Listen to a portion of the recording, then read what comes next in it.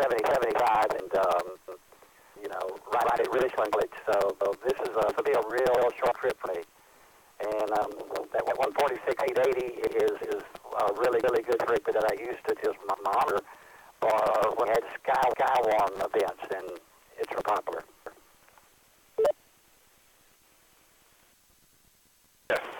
I am the secretary of the Dallas Area RACES Council, which is the RACES, Radio Civil Emergency Service, is the amateur organization in Dallas County that does Skywarn reporting National Weather Service on net and this repeater.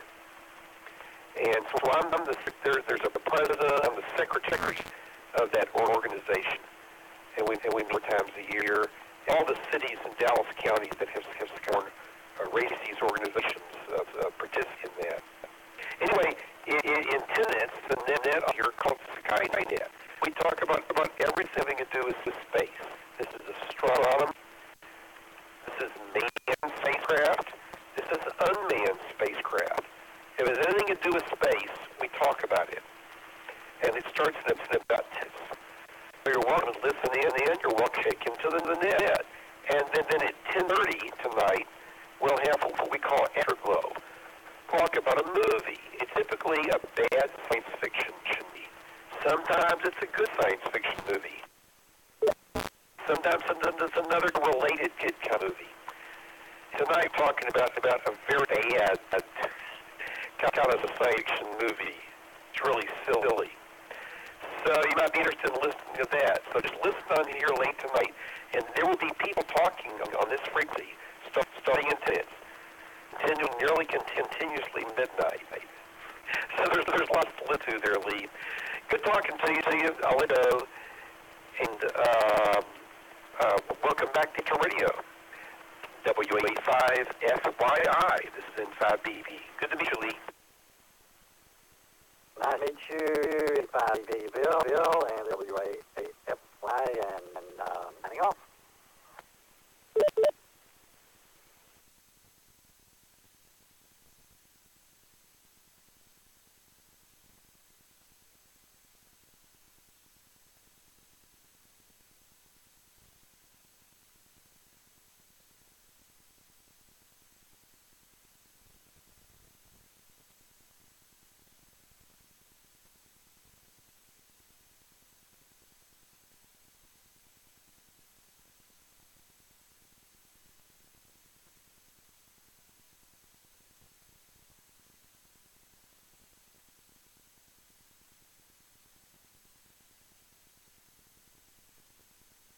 EBB, 5EBB from W5GUS. 5FC.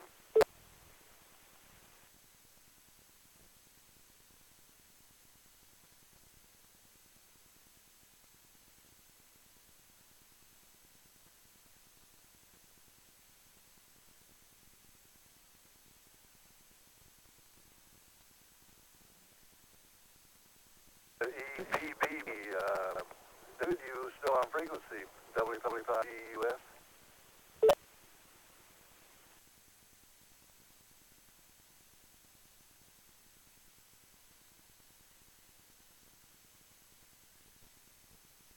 I was talking to David maybe 45 minutes. We haven't heard him on here recently.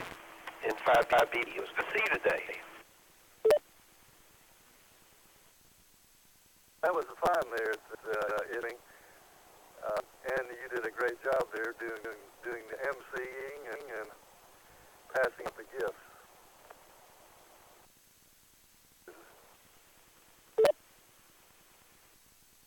Thanks, guys.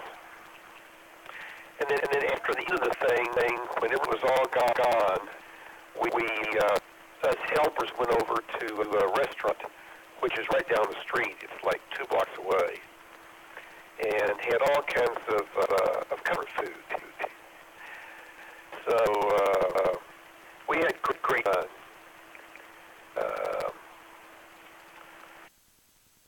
To me, I'm listening here. I can't see the outside unless I move over a few feet. but it sounds like it's getting wetter outside, so I think it's kind of nasty weather night. Good to be inside. See you in a few minutes. Skynet starts in about 6 minutes. W5GUS. Inside the BB clear, and I'm going to forward you an email that I sent some other people you might be interested in about antennas inside BB clear. All right. Yes. Send it on. It was a pretty good discussion y'all had on the internet on it. The antennas, the inverted there for David. I would mention something.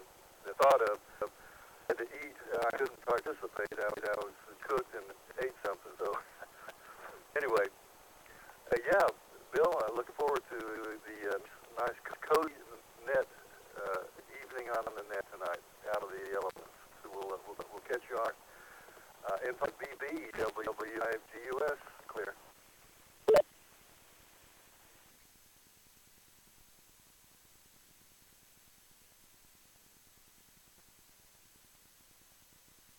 Yes. By the way, at one point you won a prize. I think you won your prize. But if I remember, you'd already left. So whatever it was, I believe it wasn't the grand prize or anything. It was some small prize. So you weren't on the ramp, so you didn't get it. It may have been a very low year prize. So don't worry too much about that.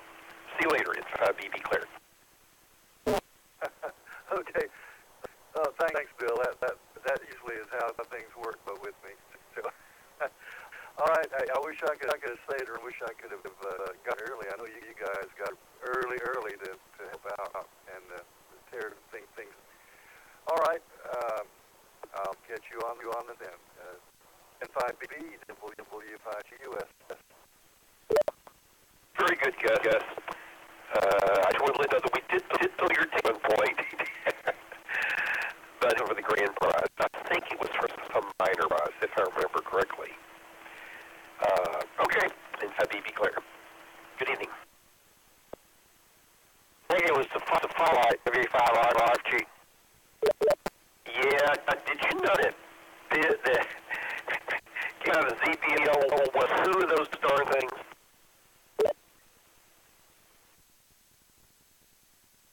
I hadn't been drawing the ticket, I figured it was rigged.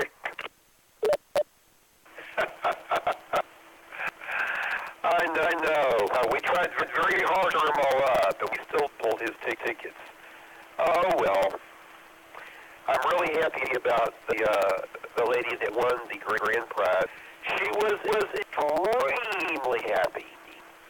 She couldn't have been any happier. She just nearly did a little dance there. She was so happy. She already got earlier saying she's so needed at HF radio. So, of course, I'm happy if anybody got it. But just watching her face for screaming out when she did it was pretty amazing. Anyway, inside clear.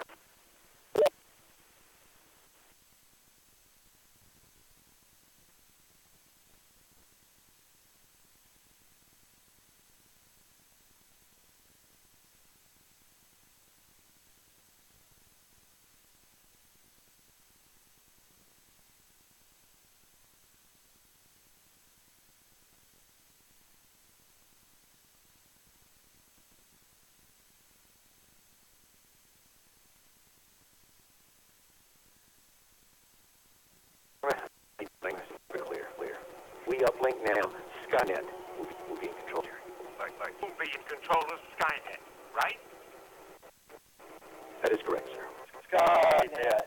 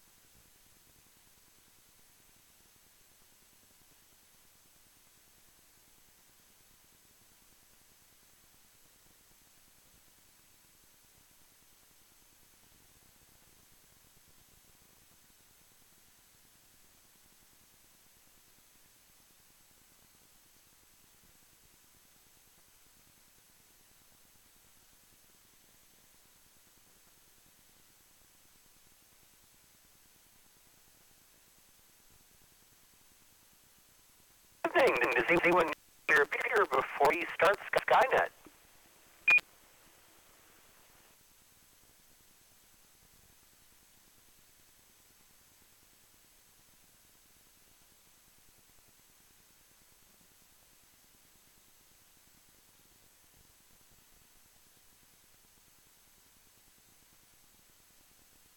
Well, that was pretty quick. I'll take it as a no. This is ND5TM. My name is Tony, and I'll be your net control station session of the DRCT Skynet. Skynet is a weekly called every Saturday at 2100, concerning the subject of astronomy. Our purpose is to help amateurs become more familiar with the night and daytime astronomy and space in general. This net is open to all amateurs interested in this topic, and we encourage participation, comments, and suggestions for the stations with priority or emergency. You may enter the net anytime by using the pro word break followed by your sign. This is not really a track handling net, but we love to help, so we'll help you. Is there anyone with emergency priority traffic out there?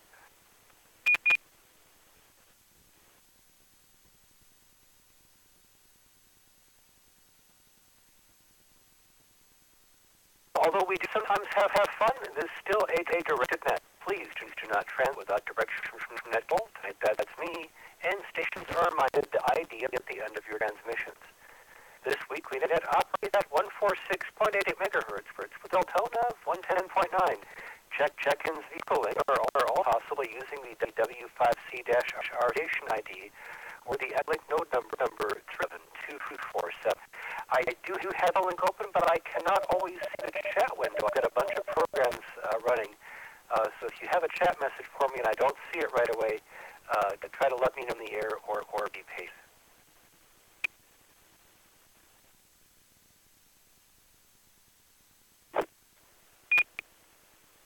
Tonight's astronomy charts, pictures, and live audio links are audible online. It's a lot of fun to see the pictures that go with the net.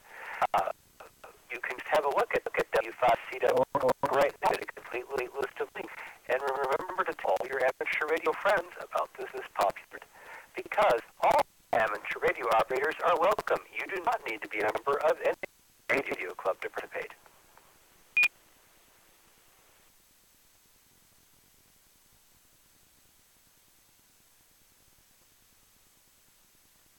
As I mean, it's structured several parts. Of course, you might not get. We have general announcements, Texas Astronomical Society of Dallas events, national space discussion talk of the evening. We can see sky tonight. A constellation or topic. Don't think we're having tonight. We usually do. Recent astronomical discoveries, space exploration and space history, visible satellite passes in the next couple of days, and if we have time, a Q&A session, day 73 round for anyone listening with final comments. And remember, anyone who's licensed for 2 minutes can. You do not have to be a of any amateur radio.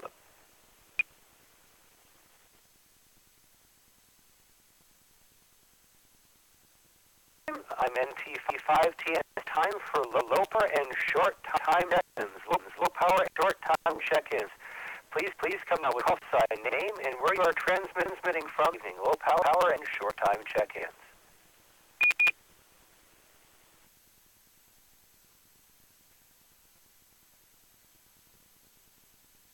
Hello, Foxtrot, Quebec, Delta, Quebec, Eric and Garland, short time.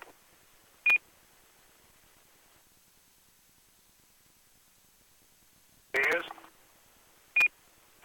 November 5, Whiskey Oscar, India, in Allen. Short time.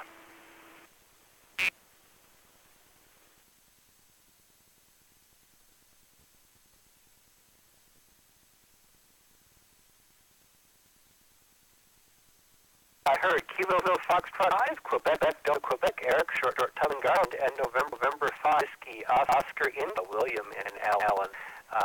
Eric was in Garland. Both of you are short time. And any other low power or short time stations?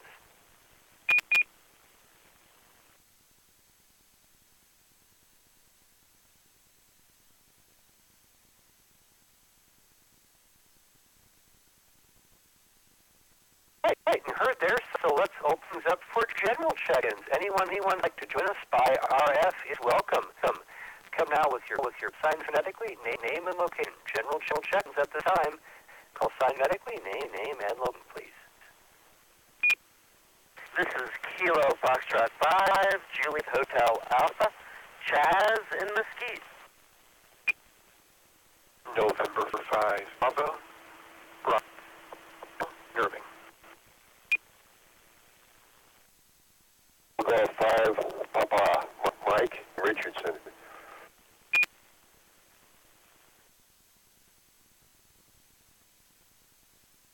Kilo 5, Kilo, Tango, X-Ray, K in Quinlan. Whiskey Bravo, Oscar, Zulu, Brendan DeSoto. Zulu Bob in North Dallas. This is Whiskey 5 Golf, Uniform Sierra, Gus, for Northeast Dallas.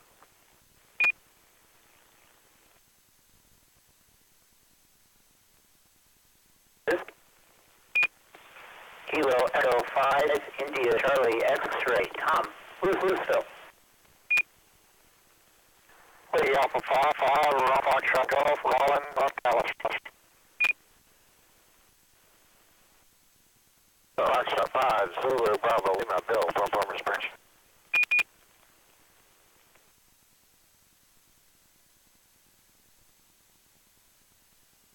This Alpha Hotel, Robert Richardson.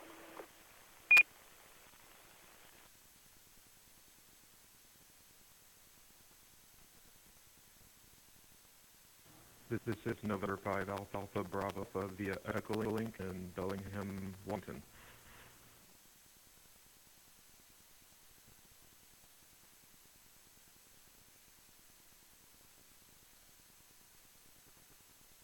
Right, good. I'll get more Echolink check in here in just a minute. There was a station with one or more Zooms in your call sign, and I think you said your name was Bob in North Dallas, and I just could not quite get the sign correctly. Something infected my fingers. Bob in North Dallas, call sign has a Zulu, maybe two of them the call. Can I get your correct call, please? Sure, that'd be Kilo Golf 5, Whiskey Zulu.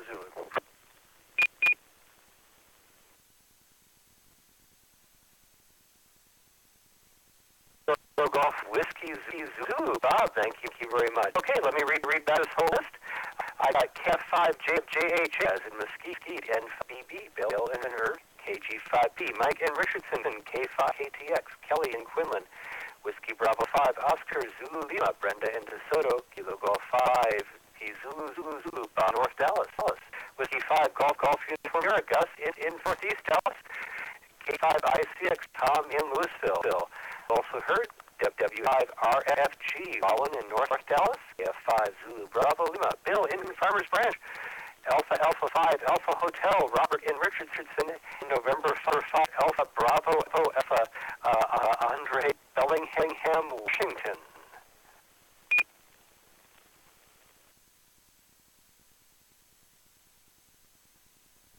Okay, let me take a round of Echolink checks here, and then I'll come and try and catch anyone I missed on voice. Anyone who'd like to join by Echolink, please come now by voice or chat. I'll leave a big gap here.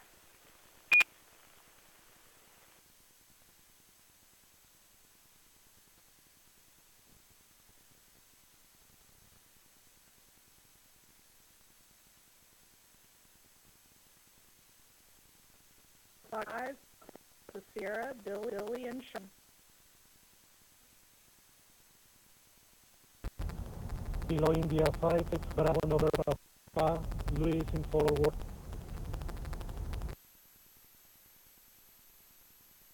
Kilo Golf 5, Bravo Zulu Whiskey, Jay near Weatherford.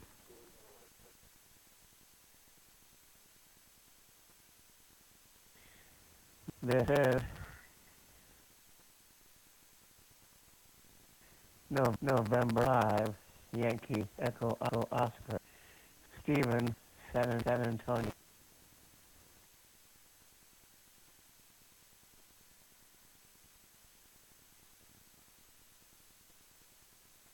Kilo Bravo 5 Papa Victor Tango Ken.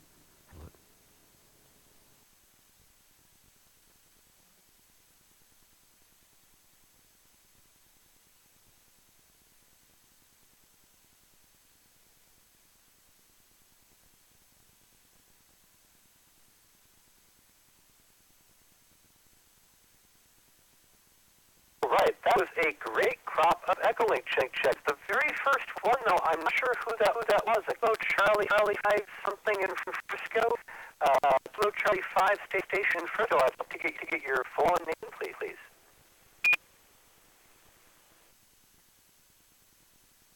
Hello, Charlie 5 Kilo Yankee Mike, Chris in Frisco.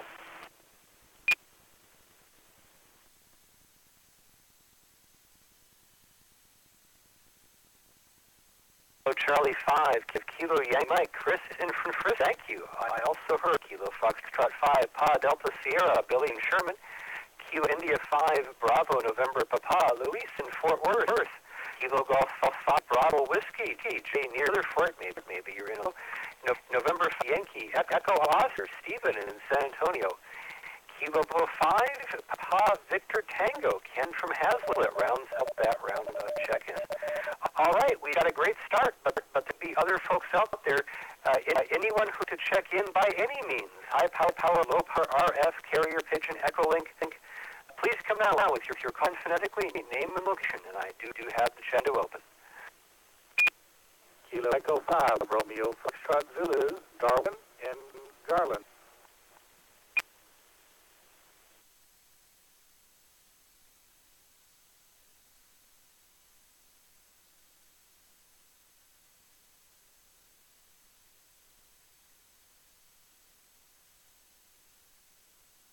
Kilo Echo 5, Romeo Foxtrot Zulu, Darwin in Garland. You're in slot number 2022. A great crop of check nights, so thank you for joining us for Skynet. Okay, this is NT5TN. It's time to keep going with business of the net.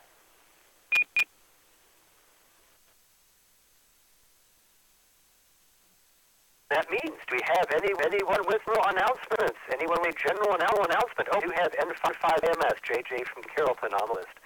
Year 20. Anyone with a general announcement for the net? Please come now with call sign for phonetic.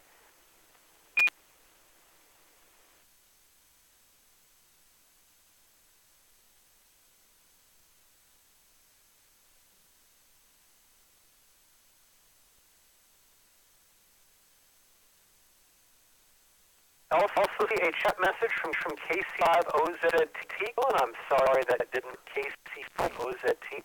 I will add you to the list. Hold on a second.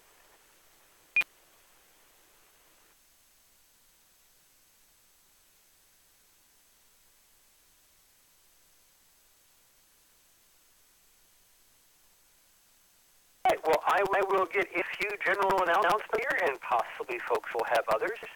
This is not the last net tonight. We do have an Afterglow movie discussion at 10:30 p.m., and I know we have someone on this who can tell us more about every we talk about a movie, sometimes good, sometimes bad, provoke some discussion. It's worth staying up. Of course, it is going to be the first Sunday of the month coming up tomorrow. That means we have a Dallas Amateur Radio Club meeting on the air right here on this repeater at 7. It's your chance to share what's been on in your ham world, and there'll be a race training net on this repeater tomorrow night at 8. Only racees appointees can check, but everyone is welcome to listen to the training. This Monday is the first Sunday. That means ham fixins at 7. Recipe kitchen tip cooking notes, anecdotes, you name it. It relates to food. We'll probably enjoy it. Just my only warning is eat before it, or you'll get hungry. That day on the Circuit Repeater at 7. And finally, Tuesday the 5th, the Dallas Amateur Radio Club will be meeting in the Dallas Medical Center, the Northeast Club Web Chap and LBA, on the third floor community room of the hospital building, park-free, abundant, and can. This hospital does not get a lot of traffic at that entrance at 7 p.m. on a Tuesday night, so you're welcome to join us. The board would meet 6 p.m. The general meeting is at 7 p.m. And this meeting's program will be on dipole, electrical characteristics, how to use them. Every favorite antenna, they're efficient, they're cheap, they're easy. Dipole.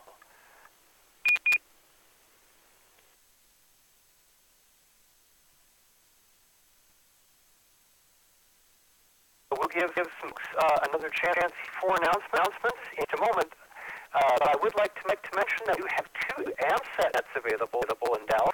On Tuesday evenings at 8 p.m., there's an Echolink net. If you look under groups and AMSAT in the Echolink search function, you can find a nationwide AMSAT that comes from Houston, Texas. There is also a Dallas AMSAT net every Wednesday at 9 a.m. on the Arlington repeater, 1447-1400, PL tone of 110.9. I have a harder time hitting that one. But it is every Wednesday on the Arlington repeater, 1447-140.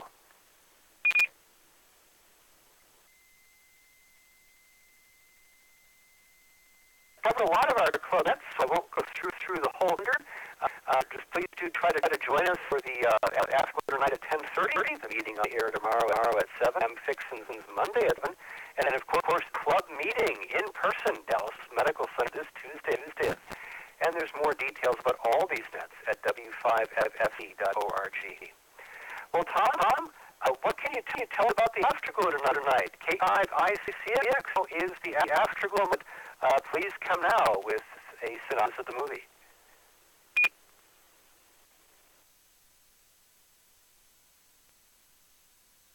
Thank you. This is my seconds of fun.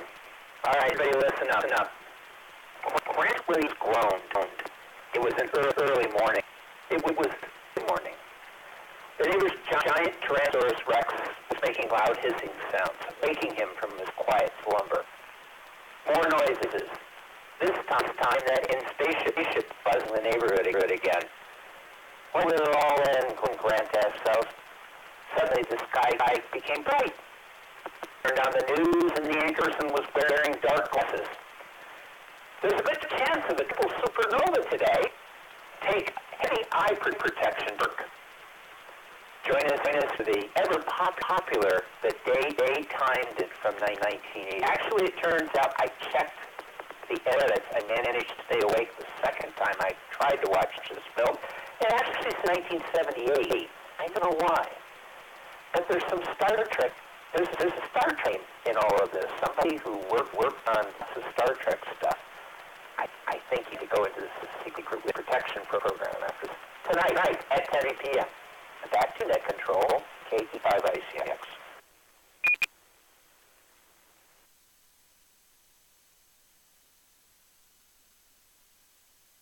I did enjoy hearing your about what happened to him during filming today at the Hampus. And I do also want to acknowledge check-in from Kilo Golf 5 Zulu Charlie Tango. David in Frisco, thank you for checking on Echolink. All right. This is NT5TM. Do we have anyone out there with news of Texas Astronomical Society events, such as where you can look through a telescope, which frankly isn't happening tonight? It's cold and rainy and windy, but maybe there are upcoming events. Anyone with Texas Astronomical Society of Dallas events, please with your call signed phonetically.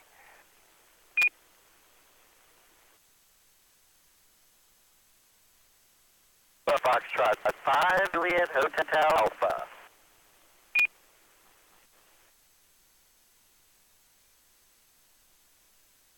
Five JHA, go ahead.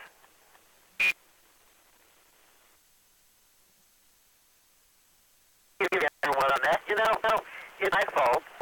The cloudy weather is all my fault because about 6 weeks ago I bought an actual Astro camera that's really high a melon cam, and ever since then it's been spindly, except for a couple of hours here and there. So blame me for all cloudy weather. So Texas Astronomical City has stargaze almost every Saturday night somewhere in the Metroplex. On first Saturday of each month, stargazers start by in Spring Park in Garland happens. That did not happen tonight, of course, because of the cloud. Last week, the Stars Rock, which is the fourth Saturday of each month, did not happen because the foggy conditions, but it was also cloudy as well. The second Saturday of each month is the Frisco Star Fest. That's the Frisco Commons Park. And all happened right around sunset. Is when I would have. The next one after that, the third Saturday of each month, month is Cedar Hill Star Bowl. That's in the J.W. Williams Park at Cedar Hill. And again, it's on the Saturday of each month. And I already mentioned the fourth Saturday of the month is the Stars on the Rock in the Shores in Rockwall.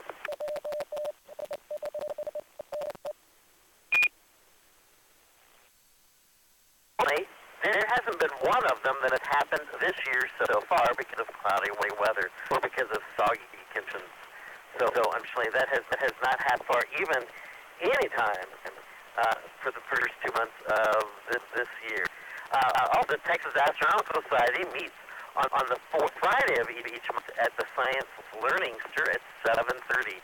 There are particular parking lots you need to park in, and there's actually an event that happens at 7 o'clock, half an hour before the meeting time. But you can go to the website texasastro.org to get more information about either the Texas Astronomical Society meetings or the stargazing. This is KF5, JJ, back control. Thanks, Tony.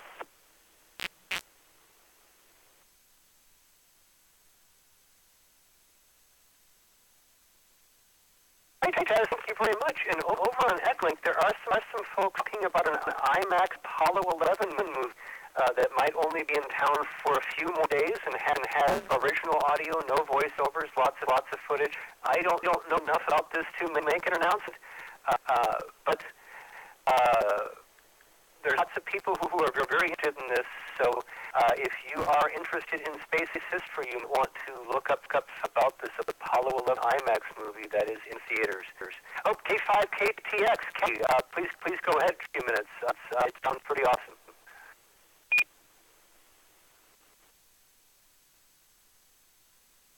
Thank you, Tony. This is K5KTX, and I just happened to just catch this little briefing that there was this Apollo 11 movie that was going to be at the IMAX for 1 week only, and I'm not even sure if it's going to be there for 1 week. That's the schedule. I saw last night at World Park AME, which is one of my favorite movie theaters to go to, but it's apparently the person who put this movie together was doing some research for something else and came across this thousands, 11,000 hours of unseen footage that are video that had never been processed before, and lots of audio recordings. There is no, there's lots of narration in the movie, but the narrate is from actual audio footage from back at the time of Apollo 11. There's not like, some actor that went into a show and did voiceover of some kind. And so it was really, really amazing. It was great to see it on IMAX. And I think my favorite part was some of the video is just rows and rows of giant computer printers that were in the firing room 1, Kennedy Space Center. I actually got to go into firing room last year. Of course, that space was completely empty. There were no computers there.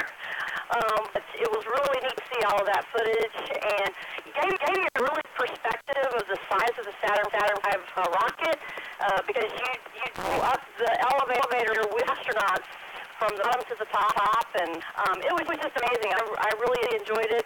So if you want to see it at IMAX, you might want to go in the next couple of days. I really enjoyed it. It was very informative, and great footage of the fast fashion of the day, and it was I highly recommend. This is K5KTX. Back to you.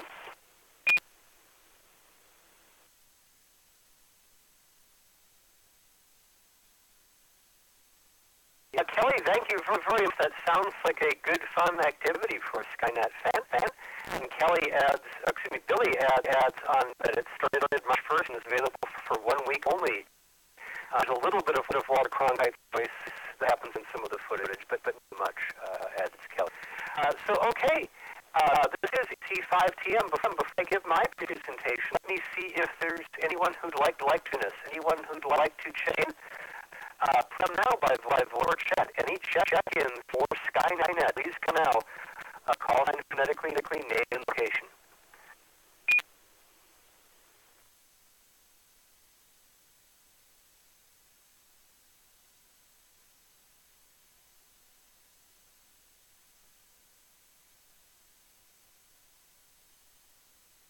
this is NT 5TM for the Saturday Night Skynet. Have introduced last month the topic of space disasters and accidents, because January and February are very important months in NASA history because of the accidents of Apollo, Challenger, and Columbia. They were pretty, and doing the Saturday for February put me right in that period of remembrance. I've done a lot of reading on space disasters, and last month I focused on remembering those who have fallen in the ocean of space. This month I'd like to start a short series, we'll do this for another or two, of trying to understand some of these disasters. What can we learn them?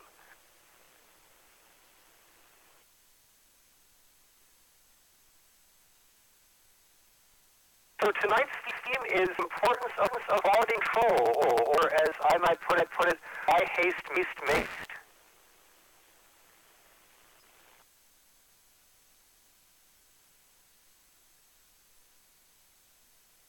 There are two great factors in exploration and accidents: haste and complacency. Tonight I'll talk about haste. You might think of it by a noble name such as schedule, but it's always the same thing. The determination to schedule or deadline to achieve in perfection. If you get in a hurry and you think that the schedule is more important, program, there's a secret. You will meet neither the objectives nor the schedule.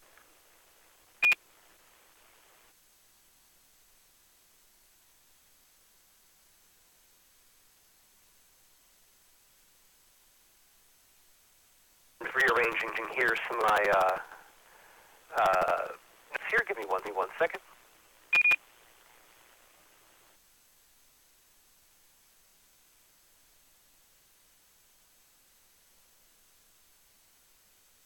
Example of the bad effects of quality control and haste was the entire N rocket program. The N1 L3 derivative of the Soyuz was funded and rushed. The idea was to save time by skimping on things like test stands. No way to test the first stage of the rocket because that would have taken too much time. There was also no real way to test the engines. From each batch of engines, they would pull one or two and test fire them. But those engines could never then be flown. Not only did the Soviet metal delivery time a very short time to engines, but there were primer valves triggered by explosives in the engine that could only ever be used once. So you could take an example of one or two engines. You would assume that the red batch of 6 were good if your engine was good, because of course engines are not complicated.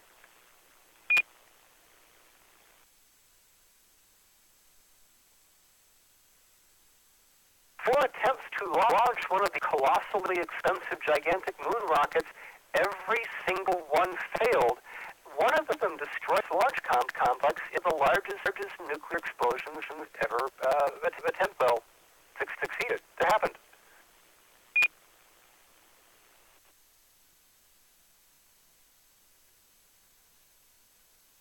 N1 had a particular quality control problem. It had a very large number of ends clustered together at the bottom of its first stage. Now, a lot of very little plumbing that was soldered or brazed with no flexible joints. These were very fragile, and had they ever tried mounting a N1 first stage on a test stand, they would have found that the pipe tended to burst open and cause fires and explosions. But in order to meet the schedule, they deleted the testing. And in order to meet the schedule, they deleted the control of individuals. They paid the price, kept launching these until 1972, and they never worked.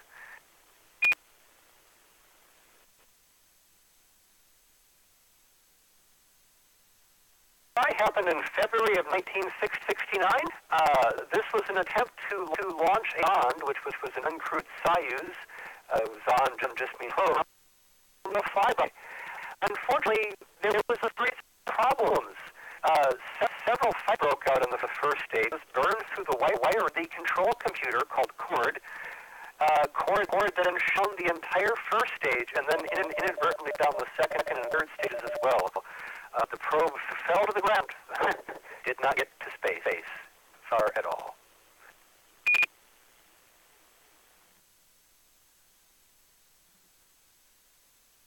second attempt in July of 1969 is the one that everyone thinks of when they think of the N1 rocket.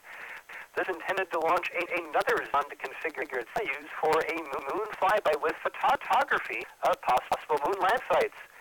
Unfortunately, all the first stage engines shut down again, even more between 10 and 12 seconds after launch. There was a tremendous explosion at the base of N8. Something was into the liquid oxygen turbo pump. Now, it's not clear what it is, but it was about an inch wide, an inch thick, and 10 inches long. Many of the authorities were convinced it was a wrench left behind by an assembly technician.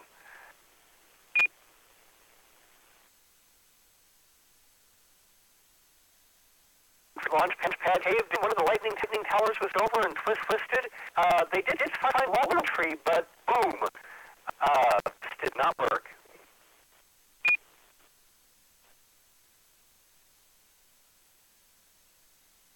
1970 quality control struck in. The first stage had never been tested. They didn't realize that all running guns, if they were successful, didn't explode, would create air currents that would tend to make the booster twist. In fact, the booster began to roll rapidly and control in a spiral. And the vehicle disintegrated due to I guess what were called excessive dynamic modes.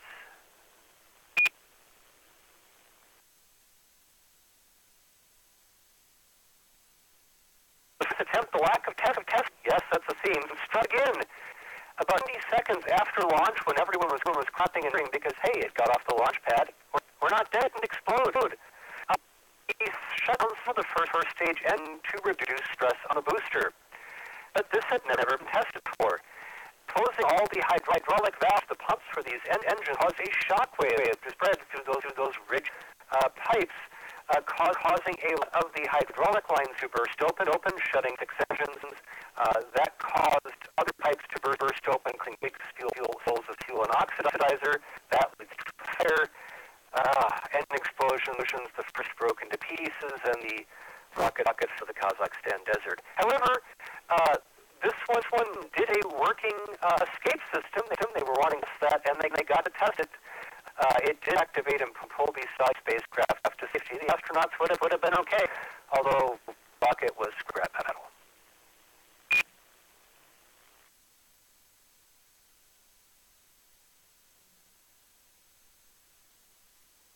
This is NTT-5. The soft program itself tragically revealed a couple of launch piloted by the famous Colonel. Tragically, with a disastrous land on re-entry, the parachute failed to open, and the descent module crashed into the ground at high speed due to the primary and secondary parachute system failing. It was the first flight fatality in the history of spaceflight.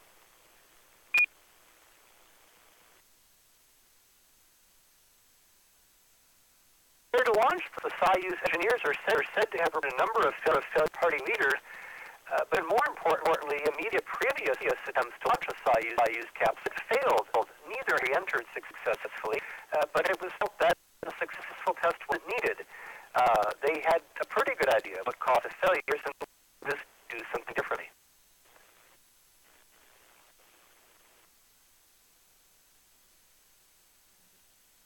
Lots of problems with Soyuz 1. One of the solar panels failed to fold, leading to the craft having much less power to the panel to rotate to correct position.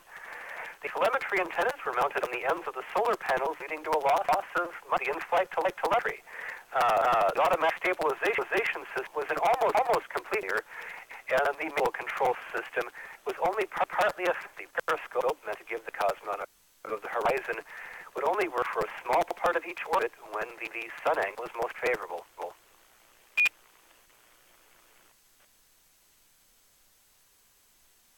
The result of this dismal situation, flight director abortion, Soyuz fired its retro rocket early under manual control. Komarov was quite a pilot, and it was really expected that he would make a successful landing.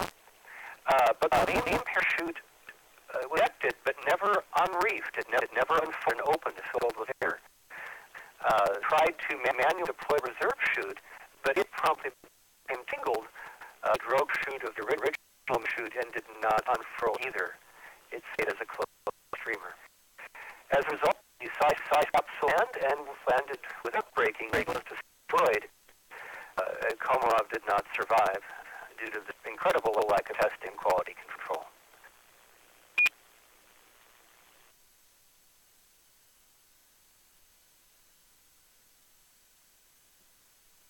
Soyuz 11 was to orbit, docking with the first Soviet space station, Salyut 1. Cosmos did successfully stay on board for 22 days. Their quality control problem, they were there. They couldn't enter the space station for the first day because of the fumes in the station. They had a horrible burnt smell. They had to fire an alternate ventilation system.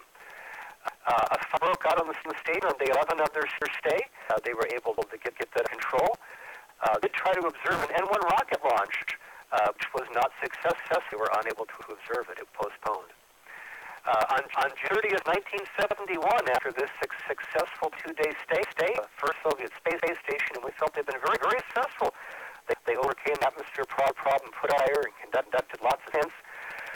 The entire crew was killed during re-entry. A valve meant to help equalize pressure during landing had never been tested in flight conditions. The result of separating the orbital compartment, which is kind of like a look room attached to the capsule, pulled the valve and then vented the capsule's atmosphere into space. It took over a minute to close this valve by hand.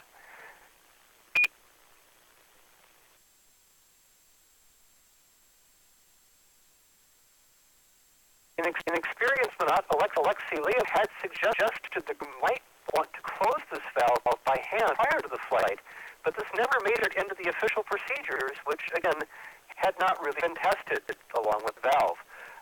Crew did not know to close that valve, and after that successful flight, their fate was sealed.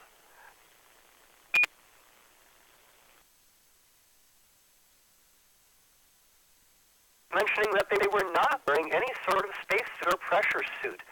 It was felt that the Soyuz capsule was fully operational and such safety precautions were not necessary.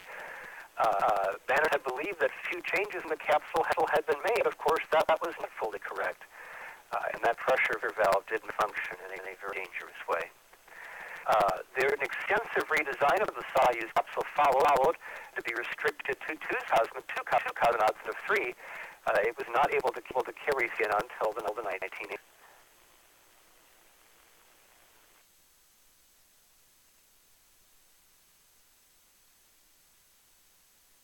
The final case of testing quality control problems I'd like to mention was the Nadalin disaster. This is often forgotten in the West because it was not a direct part of space exploration, and in fact was frightening. It occurred during a test flight, an attempted test flight of the first operational Soviet ICBM, the R-16. The R-16 would have been a counterpart to the Atlas, a missile that was effective and could hurl a heavy warhead into at short notice. Unfortunately, a control system's malfunction caused the second stage of the rocket light, as you saw in Tom's video there, well, the rocket was fueled in the sitting pad. This resulted in at least 72 fatalities and over 100 serious injuries.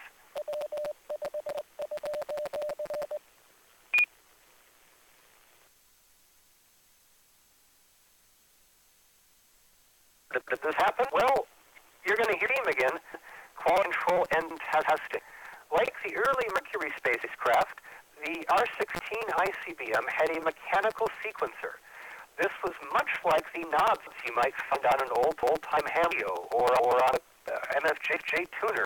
A sort of giant rotary switch with hundreds of little contacts on it, and this was meant to be moved step fashion by an electric motor.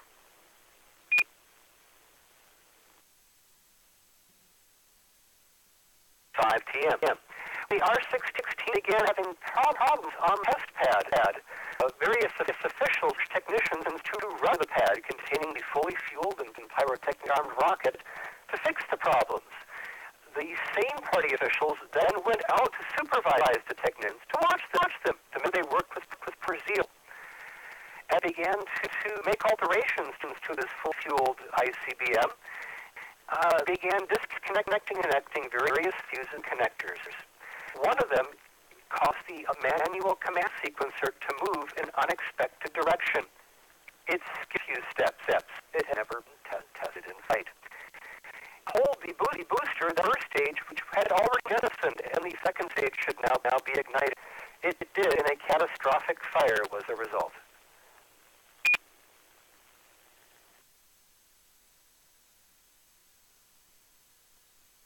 That's me, NT5TM, and the real theme of this, and I know I hit the Soulbase program this month with some American incident next time.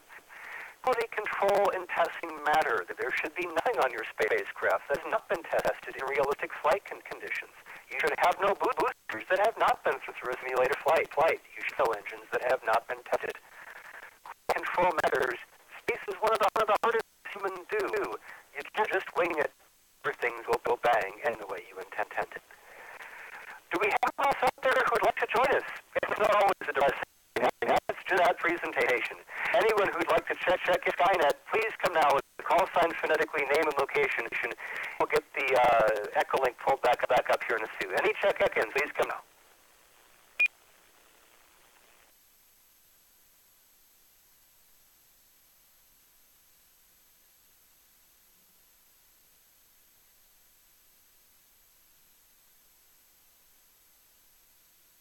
Okay, well, let's get ahead with the schedule here. K5HA, what's up?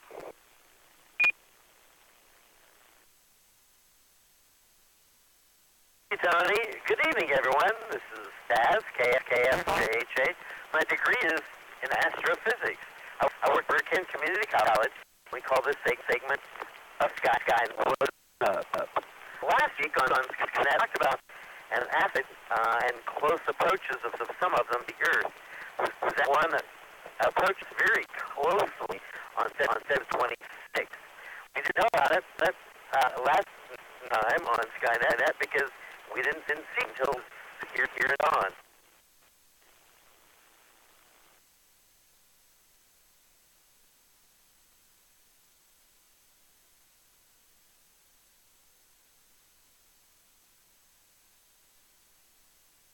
It's the acid 2017 DF. But it was very big. It was only 4 meters across the diameter. It was traveling at 15 kilometers per second. That's pretty fast.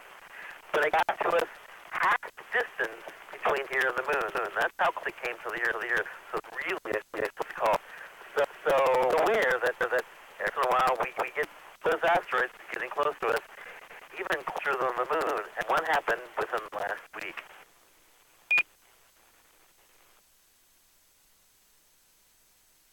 Morning. If it were clear in the early morning southeastern sky around 6 a.m., you would see a line of interesting things.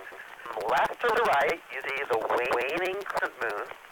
Then to the upper right of the moon, you would see the bright planet Venus. To the upper right of Venus, you would see the much fainter planet Saturn. And further to the right, you would see the planet Jupiter. And then just to the right of Jupiter, you'd see the bright star Ceres. And Ceres is the brightest star in the constellation of Scorpion. High in the easterning sky, you would find 3 bright stars making up the summer triangle: Spica, Deneb, and Vega. This is the sky we would find in the July evening sky after sunset.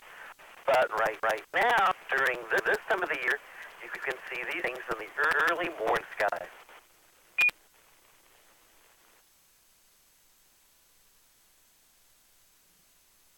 On March 4th, the moon will at apogee, a distance of 406,391 kilometers from the Earth. Apogee is a point on the moon's orbit which is furthest from the Earth. The moon will be new on March the 6th.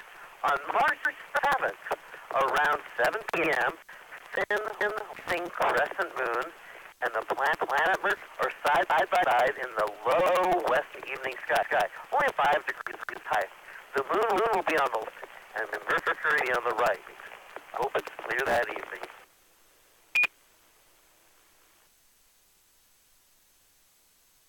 March 7th, the moon will be next to Mars in the evening sky, March 14th, moon will be at its first quarter phase. Now, facing the south in the evenings, Orion can be found by looking at the stars of equal brightness in a straight line in evening space. This is the belt of Orion. Talked about this last week. There are two bright stars above the belt stars that represent Orion holders. Bright one is on the left, Betelgeuse, or Betelgeuse, and one on the right is Bellatrix. Two bright stars below itself form Orion's knees. One on the left is Sirius, and the one on the right is Rachel.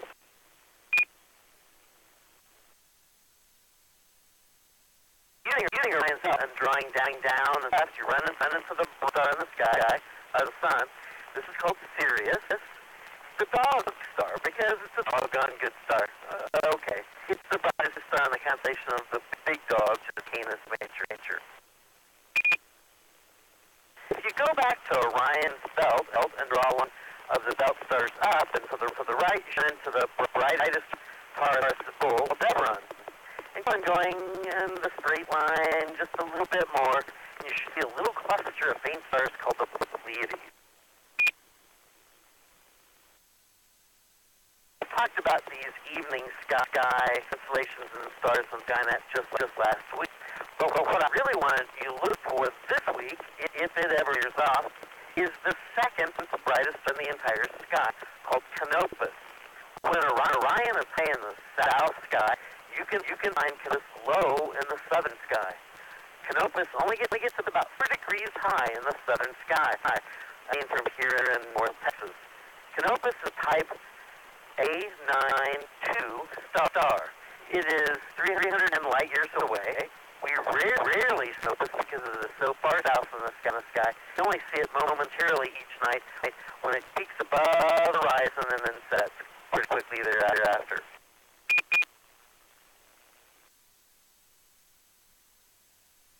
I gave the stellar classification for Canopus. Stars are classified by temperature and luminosity. So the temperature ratings are actually letters. And the hottest stars are type O, the coolest stars type M. The types from hottest to coolest are by letters O, B, A, F, G, K, M. Using a nuance called OB, a fine go kiss me.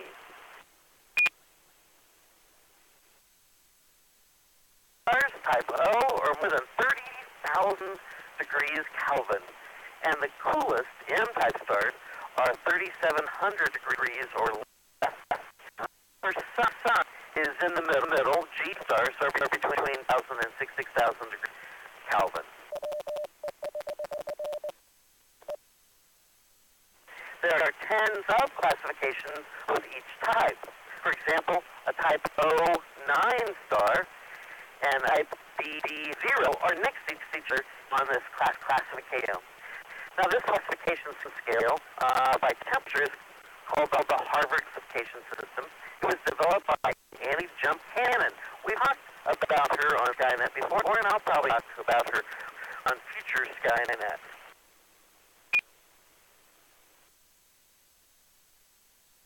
Luminosity classification system others are rated by Roman numerals.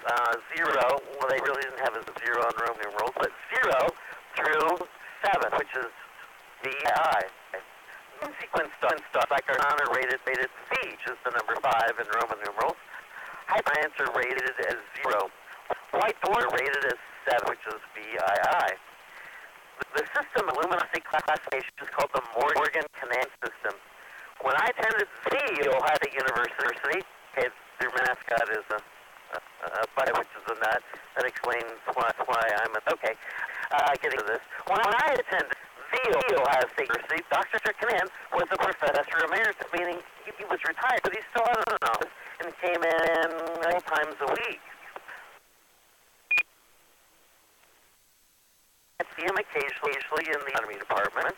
I remember the time that a graduate student would hand him a glass plate containing the spectrometer, but the graduate student oriented it backwards to try to fool Dr. Canaan. Dr. Canaan, immediately reoriented the glass plate and headed back to the graduate student, come exactly the star classification, and he was right. Every time they tried it, he was always right.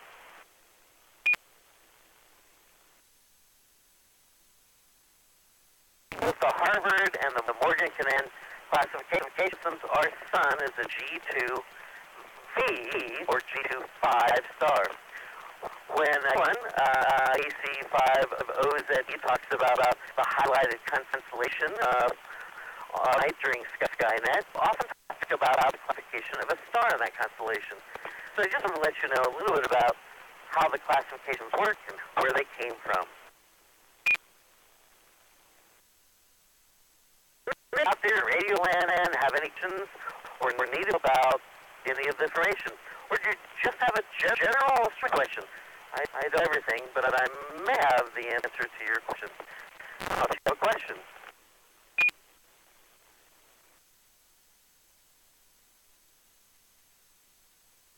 Live ICX.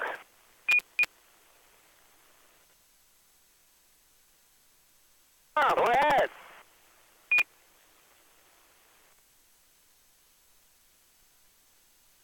I noticed a few times, and thank you. This is really interesting information. I didn't even know any of this, but I don't know a lot of things. So the classification is really interesting, and thank you for that.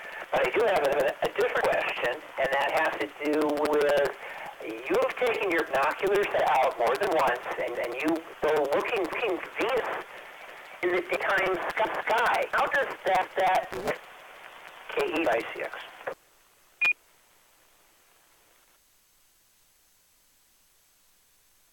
That's a very good question. In fact, you don't even need binoculars some of the times because Venus is bright. At certain times, it's bright enough you can see with just your two eyes. But it takes some careful watching and a little bit of planning to do with that.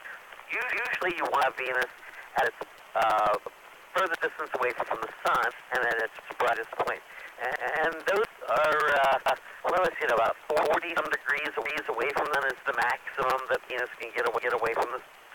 And it can get over 4 magnitude. That's 4.3, if I remember right. It's about the brightest. Now, when it's like that, what you want to do is stand next to a building, blocking the sun, but not the other sky where Venus is. One way you can plan this out is using a piece of computer software, Stellarium. It's free. It runs on Apples, it runs on PCs, even runs on Linux boxes for those Linux fans out there. And you can find out exactly where Venus would be compared to the sun at any time during the day or evening or morning. So hide the sun by a building or a tree or something. That way you don't have a bright sun shining in your face. And then try to look for Venus next to the edge of a building. You can do this with just your two eyes, but it takes some practice doing. You can use binoculars then on it, and can even see the different shapes that Venus through. It goes through phases just like the moon. It goes from a crash to almost a full, but it also sometimes has almost a quarter looking like a first or third quarter moon in the sky as well. Venus is so it's easy to find even in the daytime, but it takes some planning. We actually have a special stargazing thing that we with our students during the day, and they can actually look at Venus during the day if they look in the right place with me.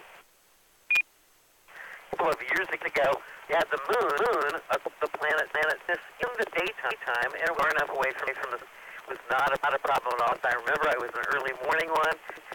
Watched the sun building. We had a telescope and binoculars sitting on the moon, watching the moon, and we could see Venus with just our two eyes next to the moon. And once the moon covered up Venus, and it disappeared. A little while later, several minutes later, more than half an hour later, the moon reappeared from the other side of them. It was a spectacular thing to see. And I talked about the occultation of Venus and Saturn here on this net, and yes, we'll talk about those again in the future. Tom, did I answer your question?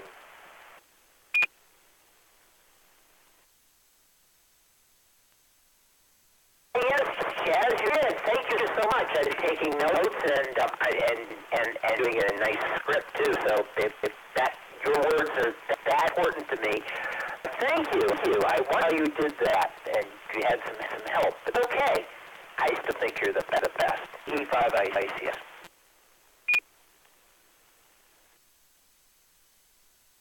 Are there any other questions? Any more questions out there that somebody wants to ask me? KF5JHA, if you have a question.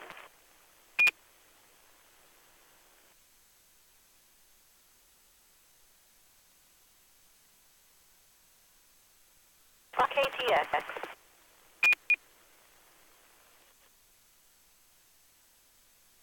Thanks so much about that movie. I just had a text message earlier this evening about that movie from Dennis. I hope to see it in the next couple of days before it goes away. But what question should you have?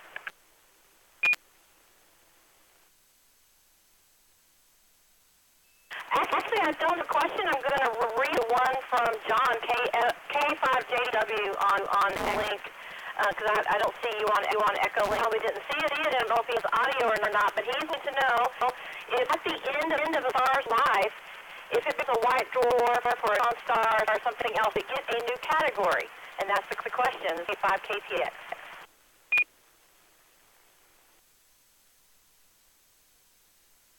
That's a wonderful question. The answer is yes. Actually, depending on the mass of the star, it depends on sequence it goes throughout its lifetime. For our sun, about 80% of its time is going to be located on something called the main sequence. It's sort of a curve that runs through something called the HR diagram. That's a plot of, temperature and luminosity, the two things I talked about for the classification. And to plot that out, you get most of the stars are lying on sort of a curve on the diagram.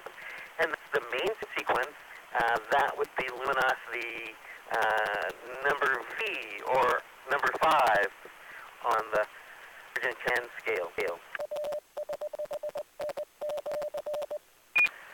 So it's a mass like our sun. They go through a sequence and eventually become a red giant, and that would be a different classification. And stars much bigger than ours would go different sequence of things, and then if it fits enough, it might become a neutron star, and then a black hole if it's a large enough mass star. So white dwarfs are a special category. They fall underneath this curve of a star, the HR diagram, and they're a different classification. You get classification number 7 on the Morgan-Canadian luminosity scale. I don't know. I don't have direct contact with John. I don't have a link up this evening. So, Callie, if you can relay the information, is that the answer he was looking for?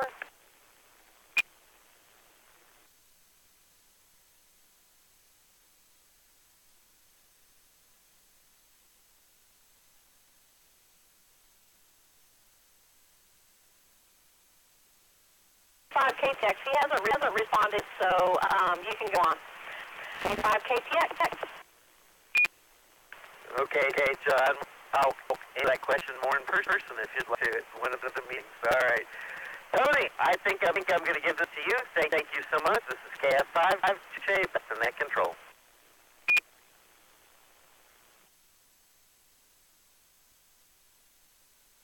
5 DM here, and yes, John did chime in here. That seems like what he was looking for, but how that would change for the.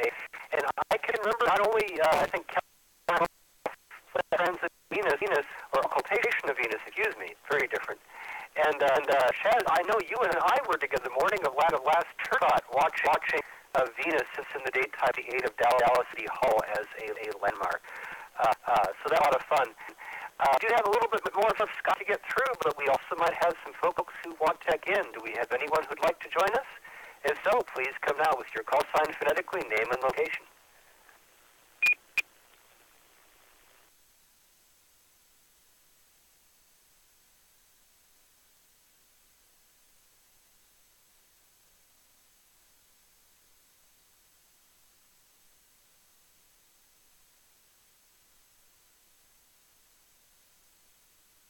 one station with audio. That was probably an link or chunk, but if are trying, please try again and be aware have no audio.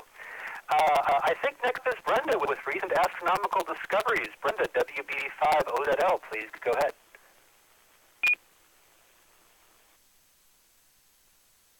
Hey, thank you very much. I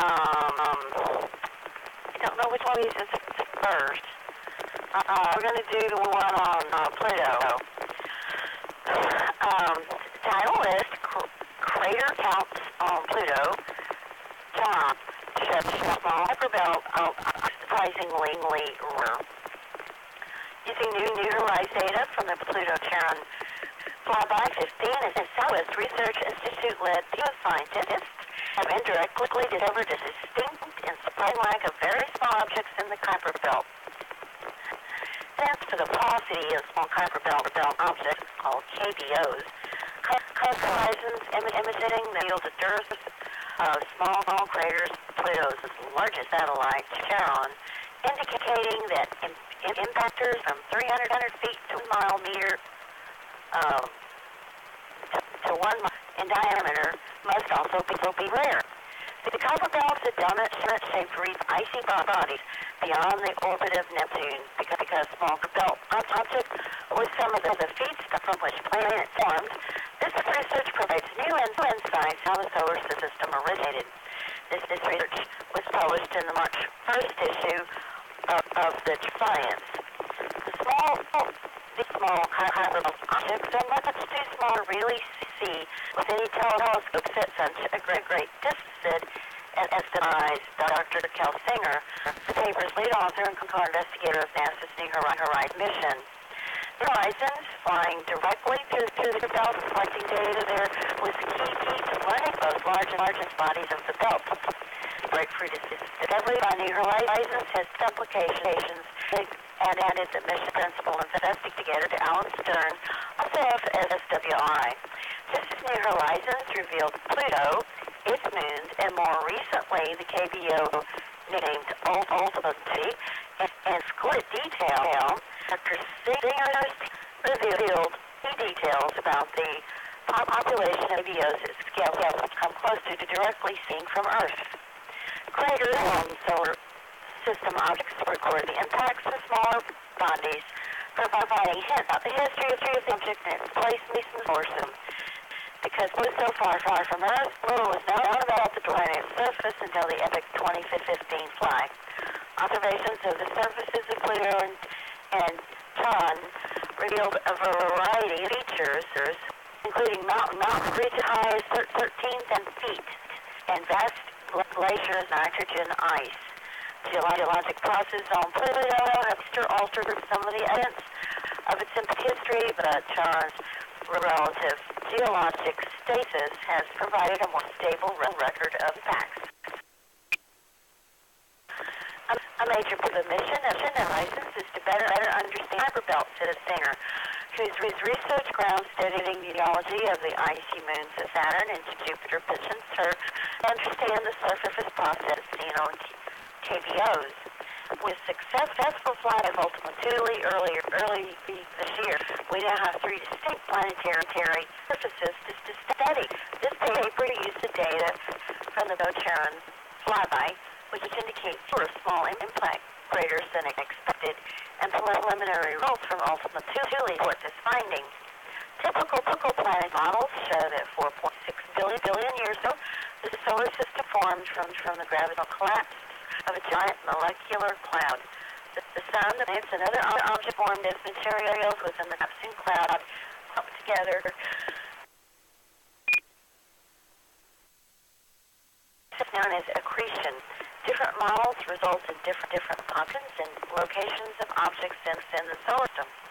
The surprising lack of small KBOs changes our view of the Kuiper Belt. It shows that either its formation or evolution, or both, was so different than those of the asteroid belt between Mars and Jupiter, said Singer. Perhaps the asteroid belt has more small bodies than the Kuiper Belt because its population experiences more collision that break larger objects into smaller.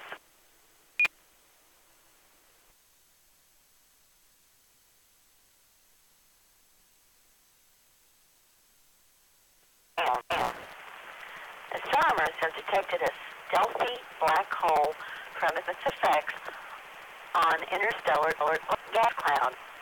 The intermediate mass black hole is one of over 100 million quiet black holes expected lurking in our galaxy. These results provide a new method to search for other black holes. Let's understand the growth and evolution of black holes. Black holes are objects with such strong gravity that everything, including light, is sucked in and cannot escape.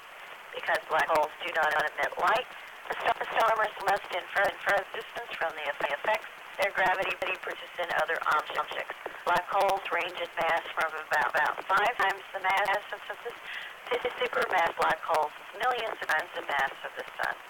Astronomers think that small black holes merge and gradually grow into large ones, but nobody's ever found an intermediate mass black hole, hundreds of thousands times the mass of the sun.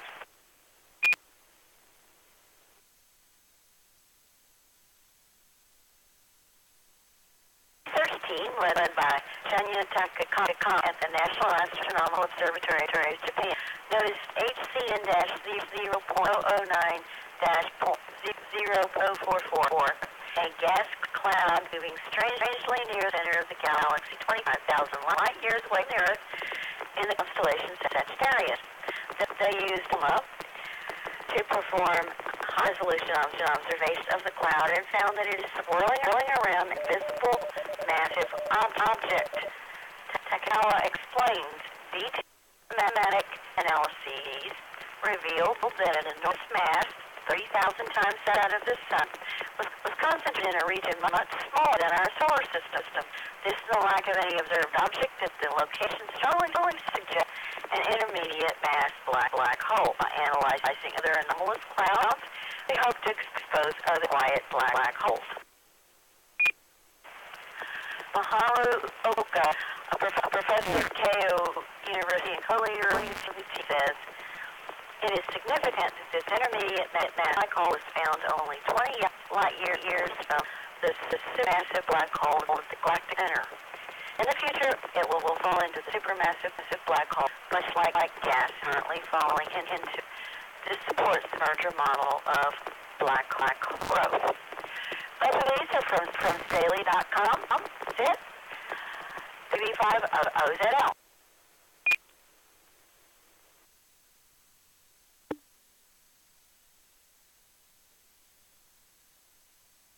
Thank you, Brenda. This is NT5TM. I'll run through some of my items here before I make some more checks. I'd like to give a quick overview of some space exploration news.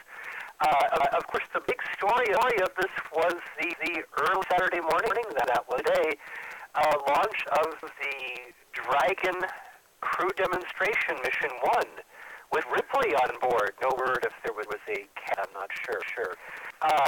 The demonstration of the capsule that should be used to recruit the International Space Station by SpaceX. It will be going to the International Space Station tomorrow, early in the morning, just a little over 24 hours after launch. Hopefully that will go well, and it will make a successful entry demonstration mission, a full six. But it's off to a great start with a successful launch at 2:49 ET. Today, it's an instantaneous launch window. There's no leeway. We had to ignite it in an exact time.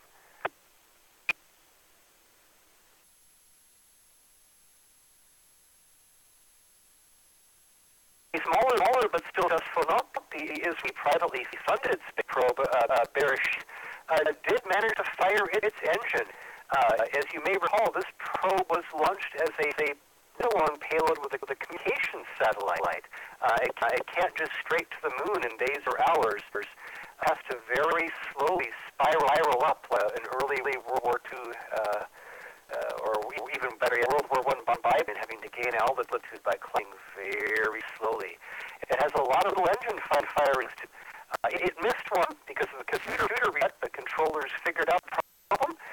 They had allowed time in their schedule for occasional glitches, and they needed the time. They're back on track now. Hopefully it will make it to the moon. Pretty neat.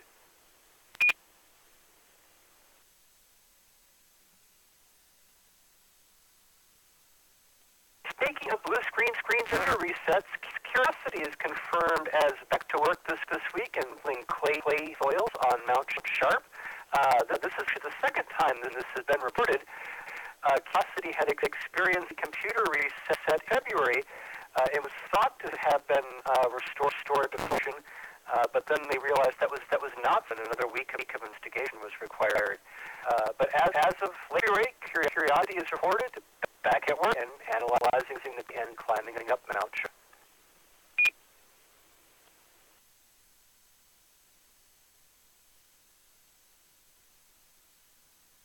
Jokes that they want to analyze soil, they should here. Yes, our neighborhood have amazing clay soils. We're on that Houston Backland Prairie. Before I get into space-related birthdays in this week in space history, do we have any check-ins? Anyone who'd like to join us, please come now with your call sign phonetically, name and location.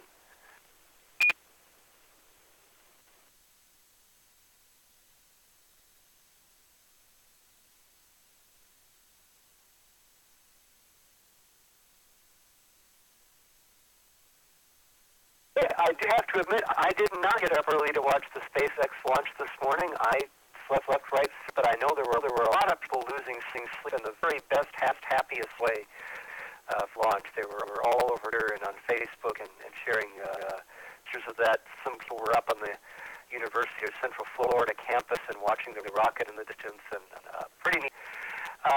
Kelly also adds that the flat earthers are nuts over the newest images from Ultima Thule, again showing that half of it is kind of a rocky piece of space cake.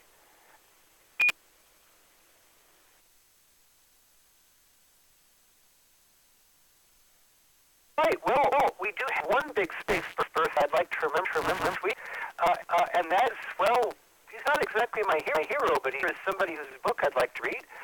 On March 1912, Russian electrical engineer Boris Chertok was born.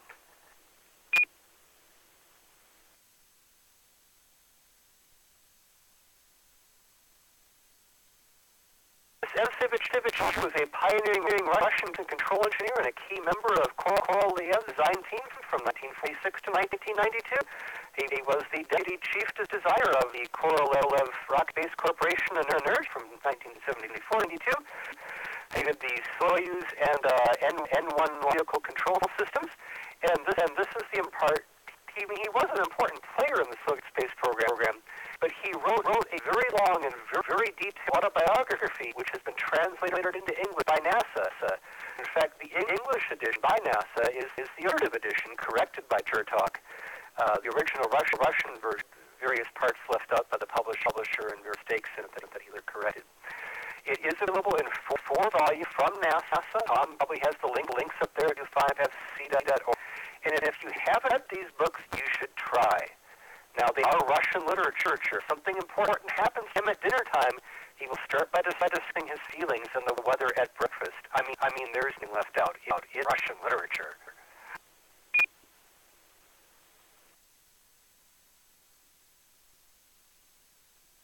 He is willing to take the blame and be very frank, as with chord problems on the N-1 rocket. He was one of the lead architects of chord, and it was not a perfect system at all.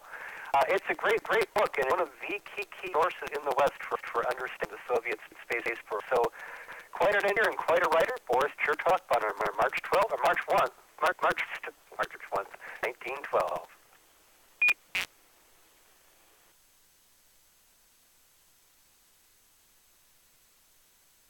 Speak of things going bang when you want to. On February 20, 1997, a famous on Mir.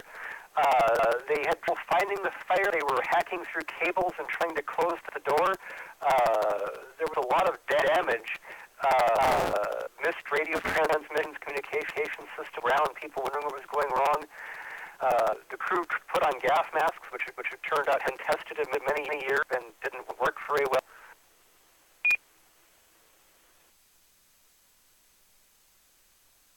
It's not widely known by people who are this, but the chemical reactions that create fire create water. Water is part of products of combustion.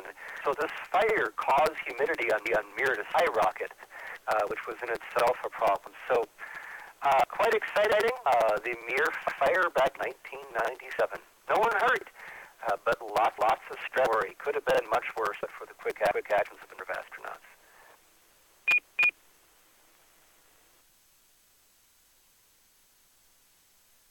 February 25th, 1960, the first group of Soviet cosmonauts was selected. This was equivalent of the Mercury 7. It included well-known names like Dorenko, Bykovsky, Gagarin, Komarov, Leonov, Alpovich, Titov, and it was a really distinguished group of cosmonauts. Now, it's worth noting that it's very hard to get to be a cosmonaut or an astronaut. It gets a lot more applicants than they can possibly take. But screen for them in very different ways. We looked for experienced test pilots. It's looked for younger pilots that they mold and shape. Either way, if you select for very smart, working people and train them intensely, you can get some very good folks.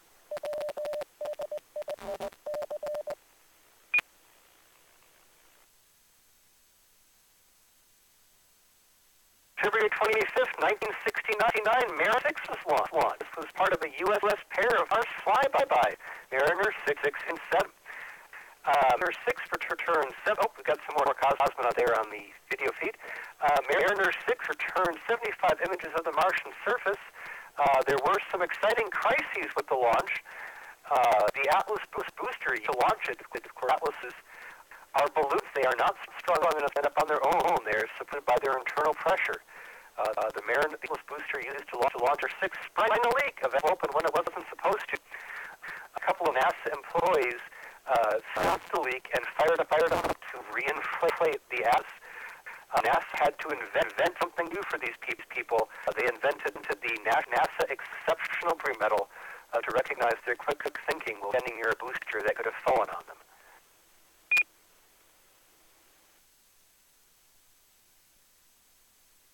Their sail paved the way for space programs, the later successful Viking series, and followed up in a very important way on the result earlier flyby of Mariner 4. Mariner 6 showed that Mars was not that much like the Moon. Mariner 4 had photographed only a couple percent of the surface. By coincidence, it was heavily cratered in Moon-like surface, which is really what Mars looks like.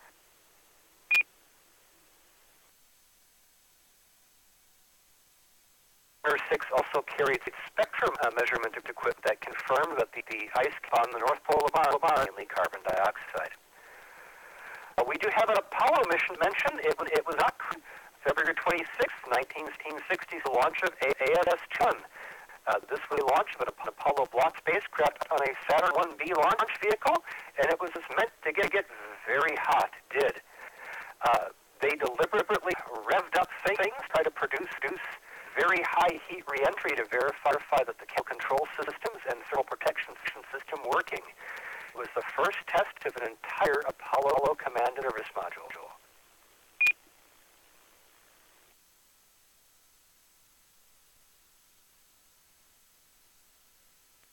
On February 28, 1966, there was a famous training accident. The Gemini Prime crew, Elliot MC and Charles Bassett, were killed when their T-38 training jet crashed in rain and fog short of the St. Municipal Airport. They were in position, attempting an instrument landing, and to go around, and inadvertently struck the roof of a McDonnell aircraft manufacturing located near the craft. It's quite clear what happened. Pilot error and the foggy seems to have played an important part.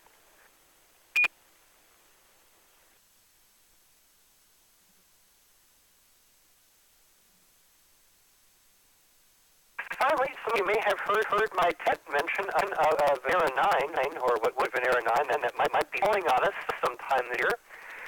Will Venera 13 fly Venus on March 1982? It was a success.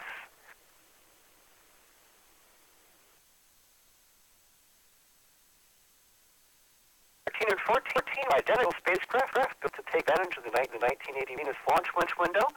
They had a crew stage that was kind of a bus, and then a lander. These are heavily armored, refrigerated landers. They plunged into the atmosphere of Venus for the parachute, and then high above the surface of Venus, the parachute let go. And the atmosphere of Venus was dense that the probes could just raid the atmosphere down all the way to the surface.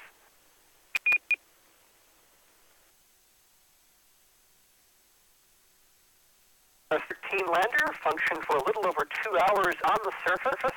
It actually knows when it failed because the spacecraft bus had a view before it overheated and cooked. So it lasted for at least 2 hours. It survived temperatures of over 450 degrees Fahrenheit and a pressure of 90 Earth's atmospheres. Excuse me, 9 atmospheres. It's a lot.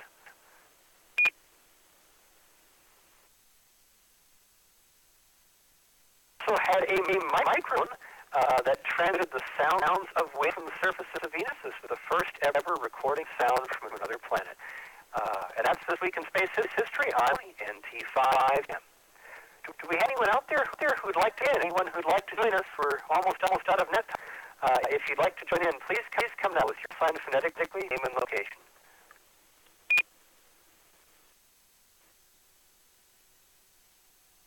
BB recheck.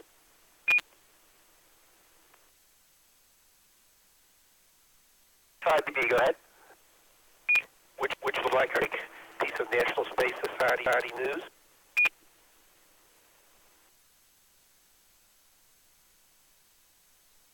Sure. John and Norman and KFJDW, I do have you in the line. So Bill, if you can keep it very, very short, please.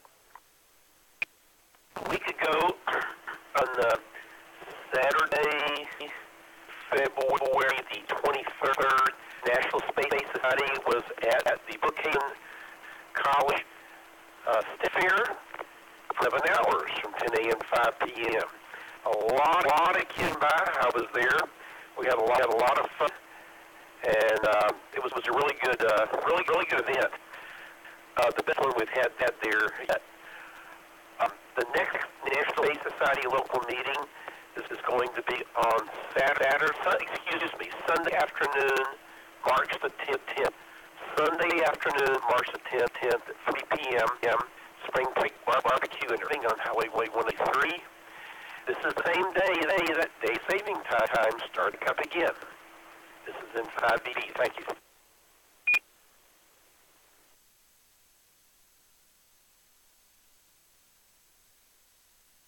John mentioned 5JDWW, April 12th will be year's night commemorating the first flight of any cosmonaut astronaut. Tom, KKE5CX, we have a few minutes. If you'd like to hit some of your favorite visible satellite classes, please do.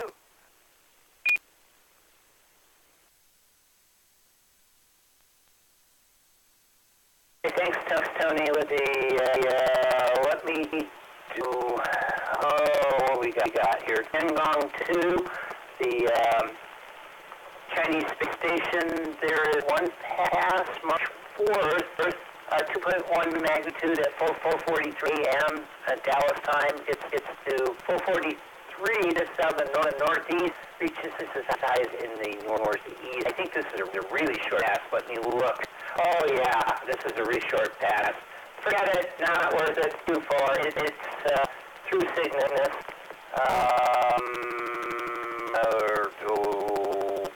Mine all messed up here. Let me back up.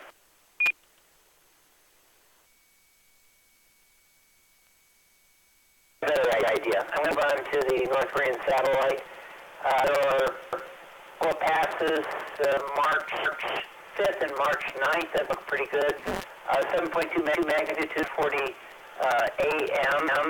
Northeast. It reaches its highest point at 51 degrees at 5:43 out of the east, and then falls at 47 to the south. The second pass is on March 9th with a 7.77 magnitude, 5:34 again. Northeast reaches its high point 48 degrees at 5:37 and falls at 5:41.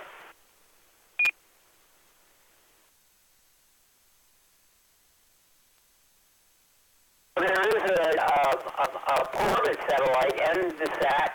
This always has good passes. You can pick any of them. They are virtually every night or every other night, March 5th, March 7th, March 8th, and March 10th. I'll give the March 5th pass. That one's a 2.9 magnitude at 18:57. That's in the evening. out of the southeast, which is its highest point at 71 degrees by 1903, then falls at 1908 to the north.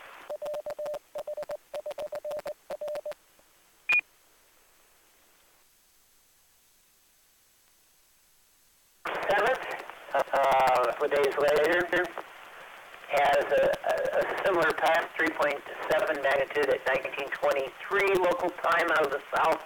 1928 reaches the high point at 1928, 55 degrees southwest. Falls to the northwest at 1933. And then finally, I'm going to give just the March 8th pass, which is the following day.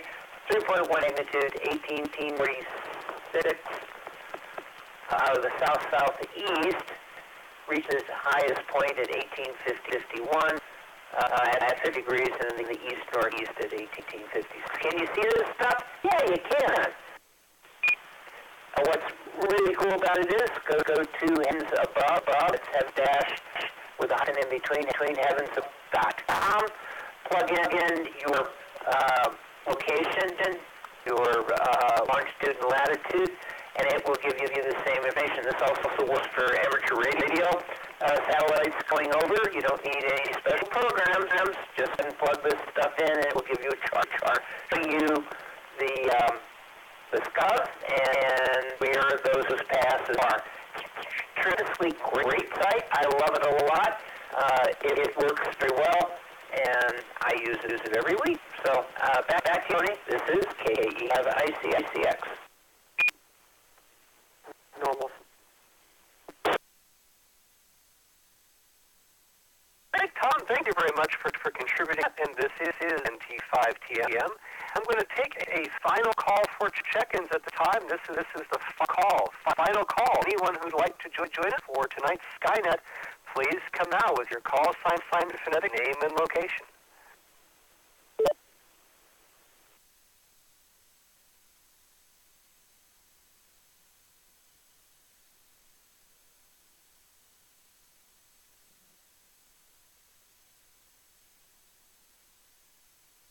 All right, so quiet. Well, I think that's so many great rounds of check-ins earlier that everyone has joined. Now we have just a minute or two. If anyone has a final comment or question, we'll call this our Come 73 and A round. Anyone who has a final comment or question about anything tonight, a cool website you forgot to mention for satellite operation, about all my sites that are functioning. This is your last chance. Any final comment or question, please come now with your call phonetically.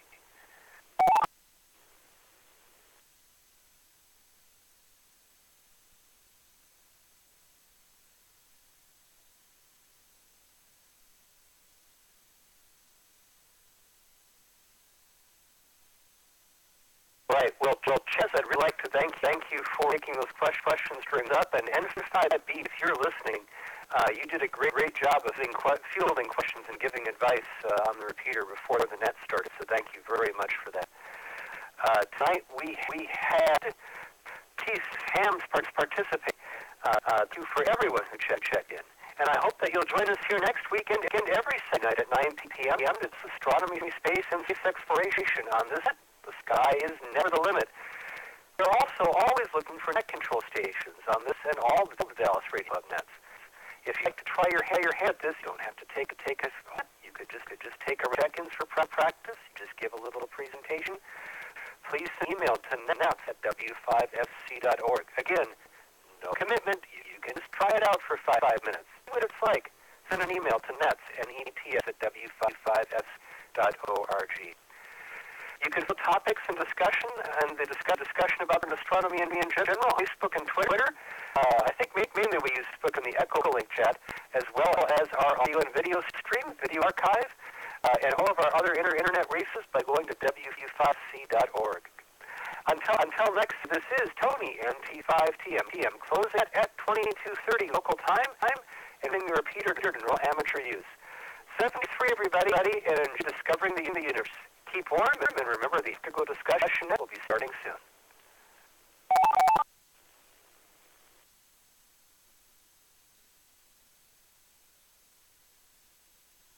We your kind comments, Tony. And you did a great net tonight in TM inside G.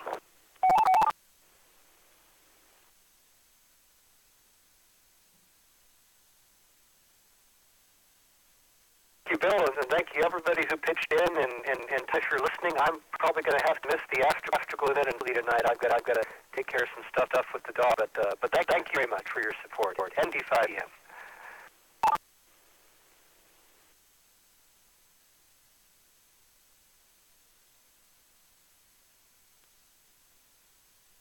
Tony, and we'll be back in about, 4.5 minutes with daytime from 1980. You'll love it. Or not.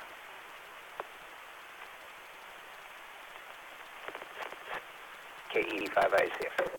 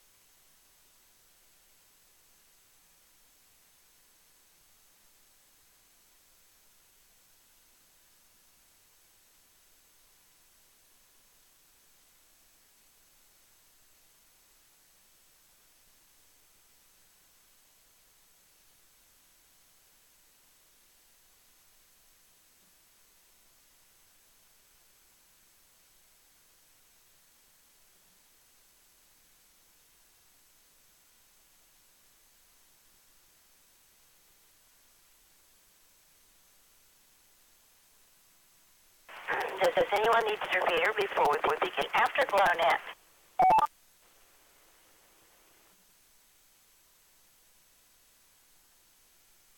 Five Oscar Zulu Lima. My name is Brown. I'm going to be net control tonight for the Afterglow net. This is pretty simple. What we from between in the week between the net and net, and one that we can get on the internet for free, hopefully. And then we do it Saturday night at 10:30 p.m. And we'll take check-ins and go down the list, asking people their opinions about the city. All right. Start. I'm going to call on KE5 ICX, and he's going to give us a synopsis of this film. Go ahead, Tom.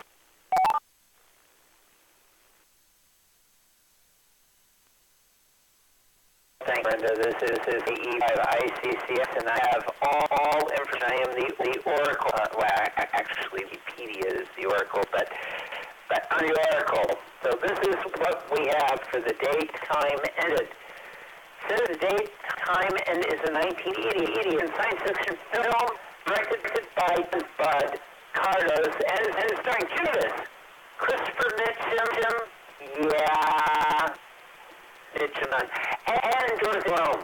This film was originally titled Earth's Final Fury. This was changed to Vortex, which was considered more likely to sell tickets. The final title came for final title, which is date, time, and ended up for unknown reasons.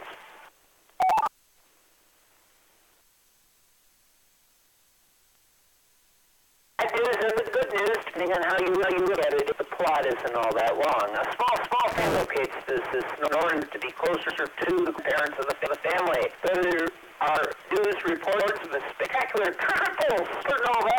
The young granddaughter had seen a glowing alien construction behind the family's at ease until one night a UFO, as we soars overhead and appears to land in nearby hills. Apparently, triple supernova has opened a rift in time and space. The family finds that their electrical appliances no longer function, and the young daughter of the family has a telepathic encounter with an extraterrestrial. The grandmother too that these diminutive creatures beckoning to her, but it vanishes.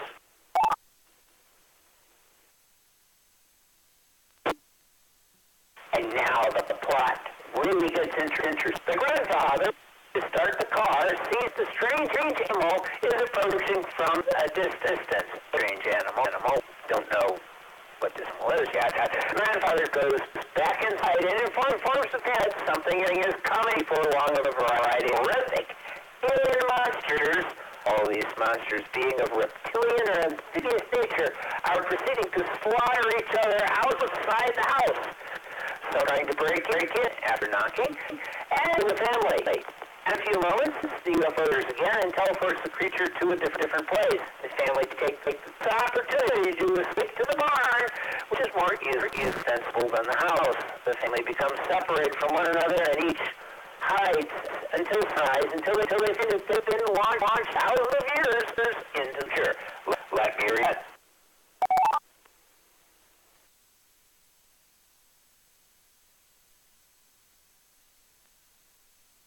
Meet up with the daughter, who has become separated from the family, one at a time work spent.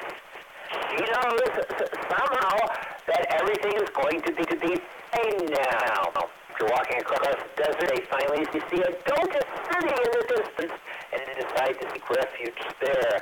Their grandfather proclaims that there must be purpose all of this. And I will add, but we had her. And walks off into sunset at a distance and survived the daytime ended. And if you feel cheated, I know I felt cheated, but we'll talk about that later. This KE5IX, back to world control. I'm in control.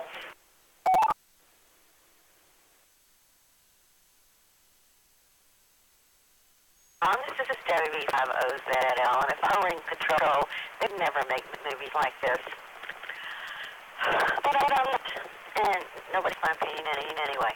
All right, we're going to take check-ins, short time letter first.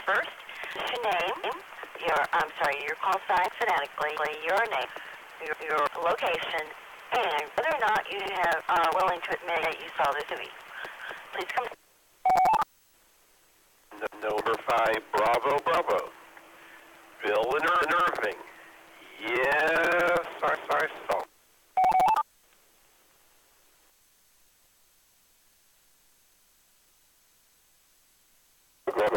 Papa Richardson. Yeah, I saw it.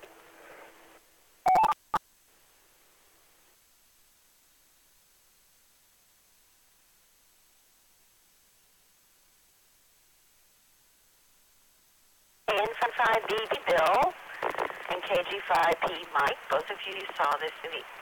All right, let's move on to regular check-ins. Please come now.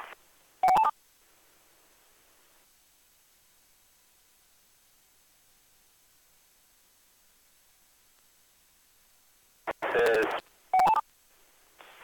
Kilo X5, India Charlie X-ray, Tom and Louisville. I saw it twice. I saw it once and a half.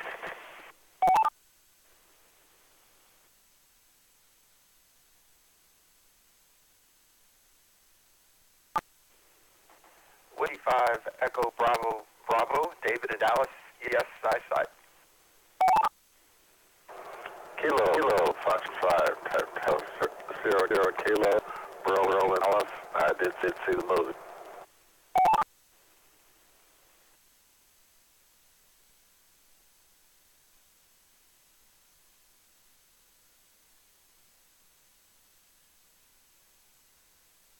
K5, ICX, Tom, W5EB, David, F5TS, Carol. Everybody saw the movie.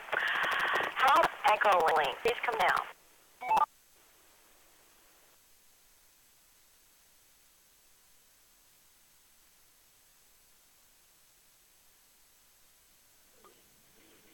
This Kilo Golf 5, Papa Mike, November, James Fort Worth, I saw the movie.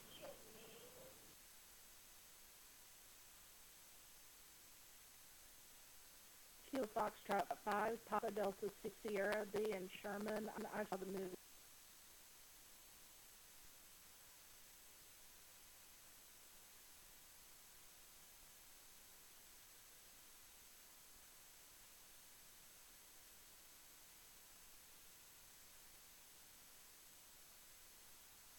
Okay, we have KG5PM and James, KF5PS, Billy, both of which Sophie. Okay, any other check-ins of any?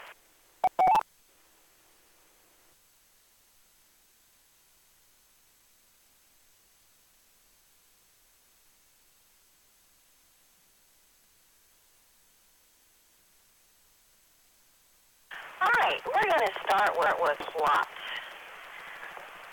Ceasingly. Let us know if you found one. If you did you like it or not? 5BB, go ahead.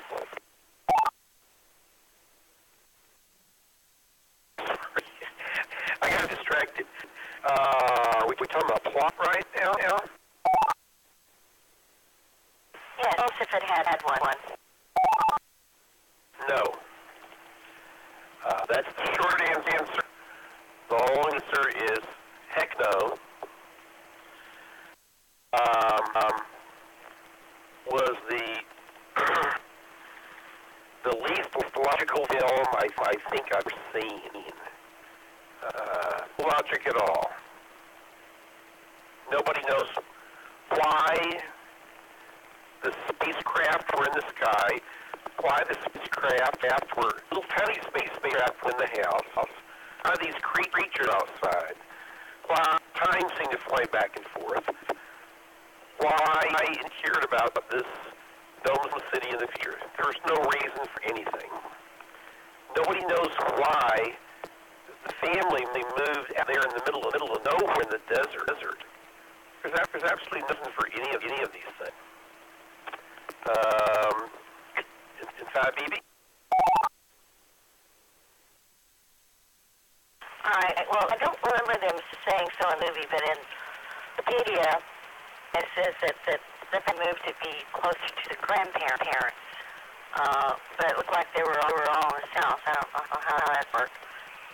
But anyway, that's what they said. I don't know why. Yeah, random attacks. Okay, KG5PE, Mike, then.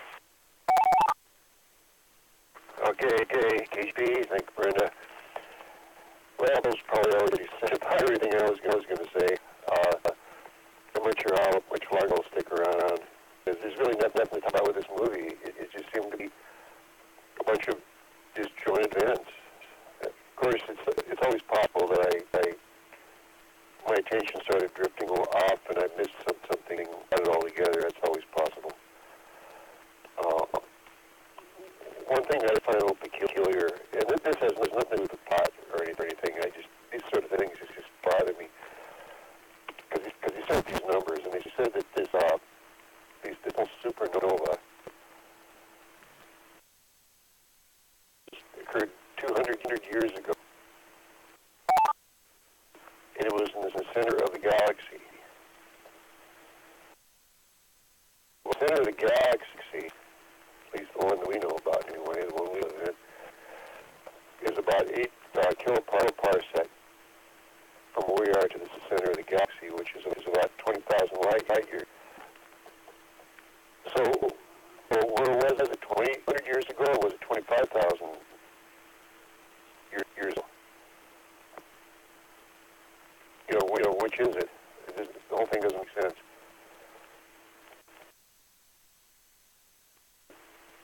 That's about all I had to say. I don't know. I just believe if I can continue. It's open at KGP. Okay, KE5ICX. Go ahead, Tom.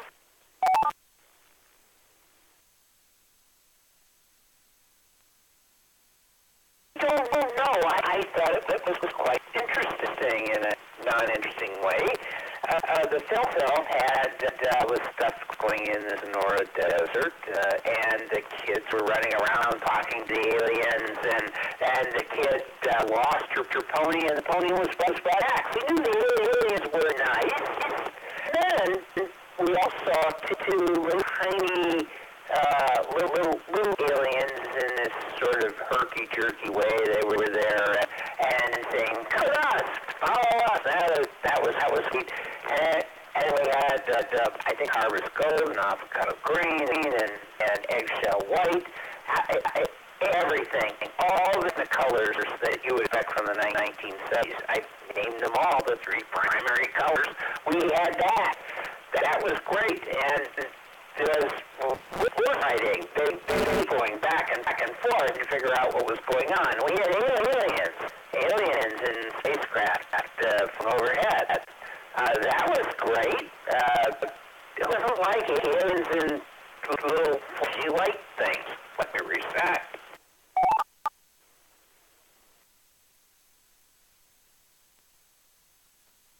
Getting lost, and then found them. We had ponies getting lost and found them. And we had cranky grandparents getting lost and found again. And there was a lot of lost found in this movie. Who doesn't, connect with lost and found? I certainly do. I lose stuff all the time. I lose my glasses. And I don't even have aliens involved. So I thought that there was that.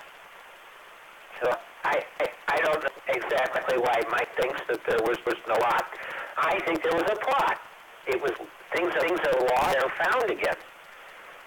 So, give me the well, I'm going to KE5ICX. Okay. WEBB, go ahead. Oh, yeah, it's really mismatch movie. Maybe a more useful didactic title was, at least for this year, The Day Daylight Savings Time Starts, which is March 10th, by the way. The Adobe pyramid-shaped house able in the middle of nowhere.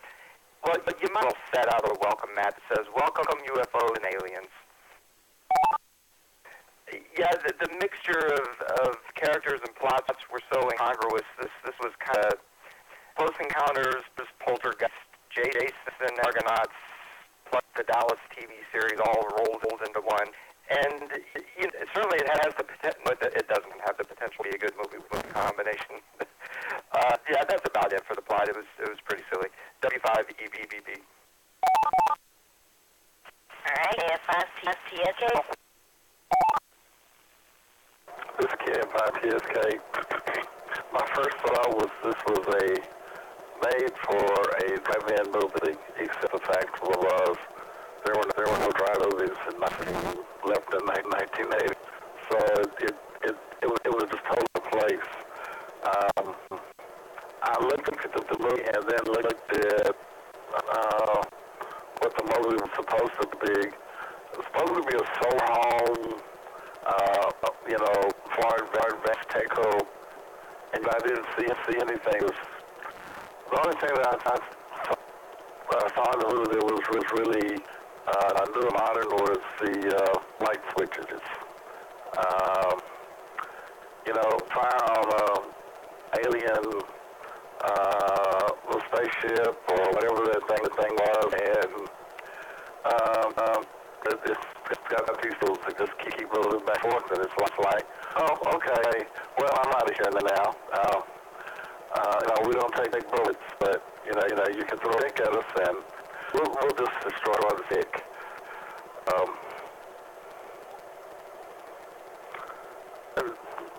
Just it didn't really fit the explanation that in a way I didn't know what to expect next. You go in time, you're going forward in time. All of a sudden, you're in the middle of aircraft on yard. Let's take that away and do the dinosaurs. Nothing really made sense, or what was the purpose? You meet the aliens, and all of a sudden,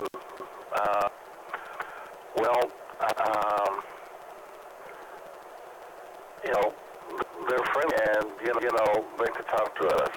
And by the way, we have this modern city that's just over the hill. K5TSK back to net.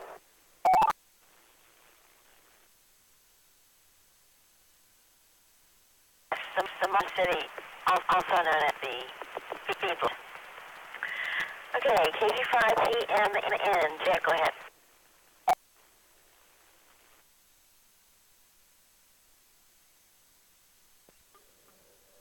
This is G5PMN, game forward. Opening up, I thought I was expecting to see Luke Skywalker and then his feeder across there, and maybe Obi-Wan Kenobi come walking out of the house. But as far as the plot goes, I didn't think initially had much of a plot to it, and I thought that especially those two big monster-like creatures were just a filler, but then towards the end, the whole movie was the plot to me. But Grant, Jim Davis, made a comment towards the end of it. Something about we will never understand creatures that we've seen or that have happened to us. So it kind of makes me think the whole movie was a plot. And then they meet up with the daughter, I guess. She's leading them to the futuricity that all the things eventually come together and make up the end of it. KGG5PM, back to the net.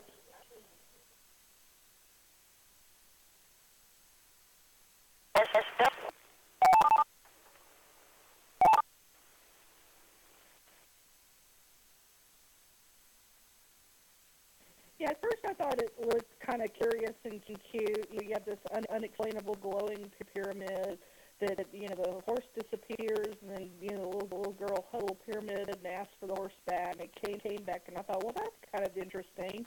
And the little girl, I thought she was going to disappear into it, and I had, that kind of smacks of poltergeist, so I was thinking the same thing at first, but, and then it just seemed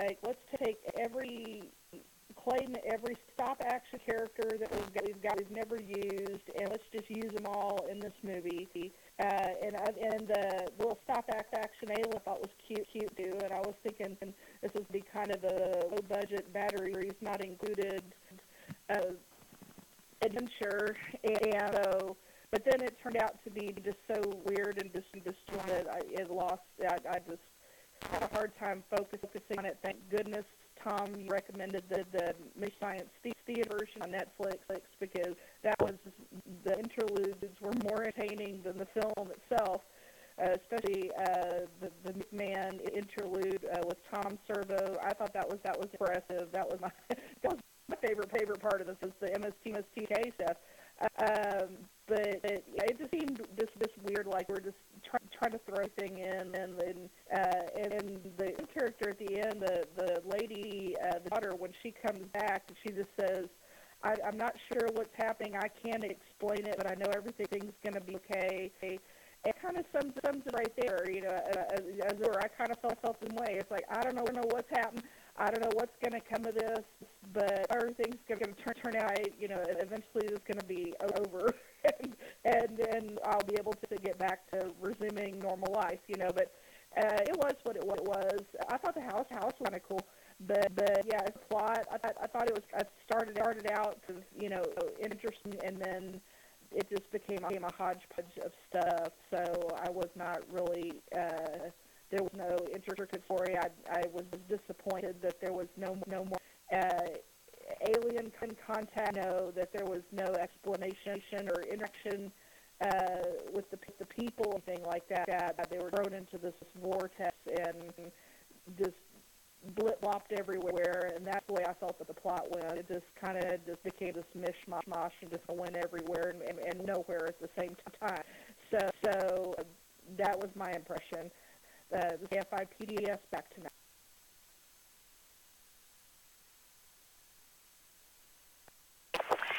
Well, generally, if a movie changes its name a bunch of times, there's a reason. They're trying to save it or trying to put some better spin on it, and I think that had happened here. The idea of the day the time ended, if that happened, it would be a whole lot more chaotic than this movie would do. They just go back and forth and talk. It's more like time travel rather than time ending. And just a bunch of random events that were connected and didn't make any sense and didn't move the story along. So, this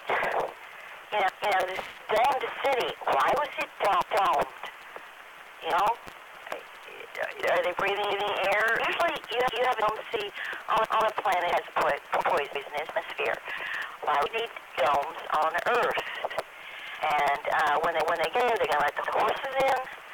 And are they going to be having, what kind of life are they going to have? They have work or school, have a normal life, or be anything they can recognize. Will good people be there, or full of aliens? We're really short on descriptions. I just think there's some ideas around, and then it was written by a committee, and they didn't have a really good idea what to do next, so they did it anyway, and because they'd already invested in it, they had to release it. And if you were a third rater, it might be very watchable. I don't know. I don't want to see it again, and I was really hoping that they would all die, but they didn't. Okay, next. Favorite characters. BB Bill, go ahead.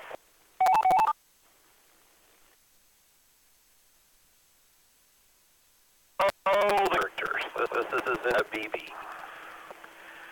Well, we had Grandpa that was in the TV series Dallas. And he was acting as Grandpa. We had a little girl, and she seemed to have some kind of empathetic relationship with aliens. I don't know what they with whatever this other force was and everything. And at one point, it seemed like she asked things like her horse and things like that, her pony, and it happened. But it wasn't explained at all. And her character, how did that happen? That wasn't explained. Grandmom, the scene I was the craziest. When Grandmom hears a knock at the front door, she goes, and after weird things have been happening, I don't know why they didn't just leave, but even the weird things have been happening. She hears a knock at the front. She goes and opens the front door, and there's a claymation creature outside, fighting against it, fighting, doing things. That is the silliest thing in the... She screamed and slammed the door. Oh, I tell you, talk about... I don't know, her character was kind of interesting. What else? Talk about special effects later. There was the guy that was the son, I guess, that was at a remote location, and he had to go get the gas, and he wasn't going to give up, and he somehow convinced the guy to pump up the gas, the hand pump, and I don't know. All characterization there was really weird, if you ask me. I didn't understand the characterization of a little tiny green alien. They were kind of motioning him over. Come here, or come over there. That didn't make any sense at all. It's like that came in from something else, and we didn't get the rest of the scene. All we got was a little piece of it. And, you know, if they had made these creatures do something that made sense relative to what was around and what was going on with the humans, then the movie may have made a little bit of sense. But it didn't. The dinosaur-looking creatures, which didn't look dinosaurs, their eyes looked really weird. What they were doing had nothing to do with the humans. So I did not understand the characterization there. The one thing about the characterization of the dinosaurs, the claymation monsters, which I think was the funniest, was the fork, the pitchfork that got stuck in the head of them and then partially broke off. I think that was just funny. Indeed.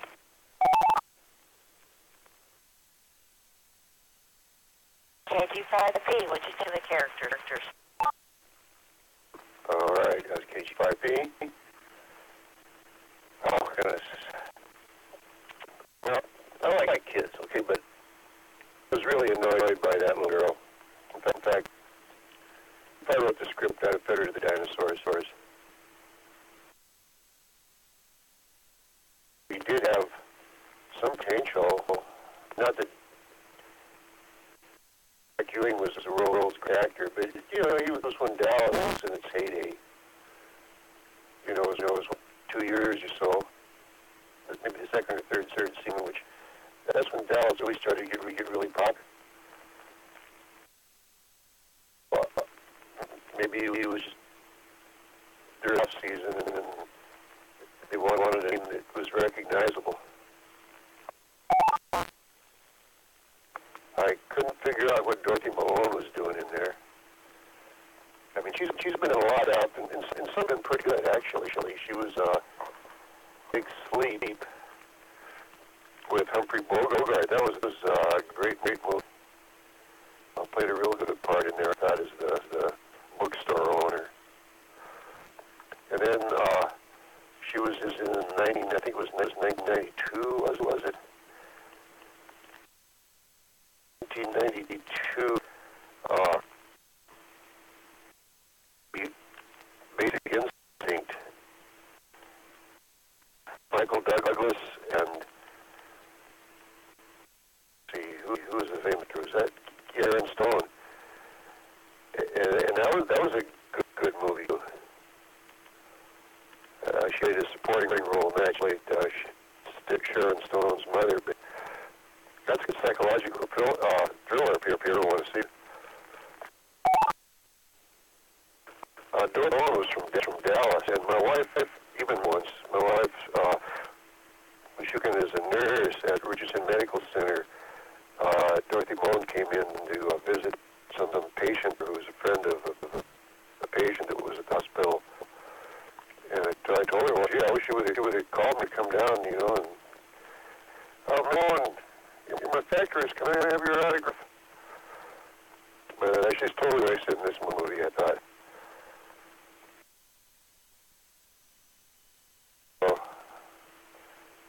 I didn't think it this much. I thought I'd be in bed by now. Back in HKIP. Okay, I'm sorry, I forgot to ask for additional chance. Anybody else want to come in?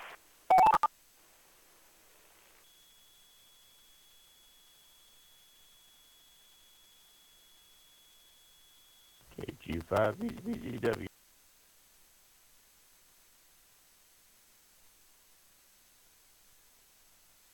BDW. Okay, we'll pick you up at the end. They can catch up on plot characters.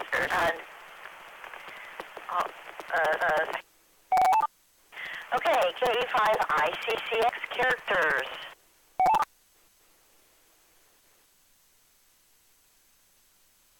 Well, thank you, Brendan. I thought you'd never get to the characterization. Well, I knew it would eventually. The characters, they were great. I liked the pony the best. The pony really brought a lot of character to this whole movie. And they'll try to hold some of the pony back was really thick because the pony needed to come back out of the green pyramid thing. And you never know what's going to happen with the pony. The pony was transported to the green thing and then brought out of the green thing. And who knows what happened inside of the green thingy. Alien, that little stop action, really crude alien with sliding across the stage, sort of Michael Jackson and moonwalking. I thought that was kind of bizarre. But we all know what he was doing. They were trying to tell them, come to our future. This will be good. Time was ending, or beginning, or doing something. So everybody's like, everything's happening, and Ray Harryhausen's in there somewhere, and the little owl and all that. Yeah, I know, it was distributed, but it was great. It was great. I liked the pony. That pony had the best characterization of anything, I think. And I want a pony. All right, back to neck and control. I like the 4-kid character myself. W5 and EDV, go ahead. The best characters were indeed the equestrian variety. Although there was some good instruction provided regarding aliens, particularly little bright sparkly green aliens good, sharp-toothed aliens bad. The blue-eyed amphibian versus the reptilian bird dinosaur, they look like super-soft versions of the Star Wars chess characters that escaped from their domed enclosure from the original Star Wars. Now, Miss Ellie would have been a bit upset to discover that Jock Ewing secretively had a family. All those long business for Ewing. Now, I busted out laughing for one of the lines from Jibbis, where he waxed Einsteinian. What we experienced is time-space continuum warp. I mean, that was about as believable as if John Wayne said it in 1948's Red River. But that was very funny delivery. W5EBBB.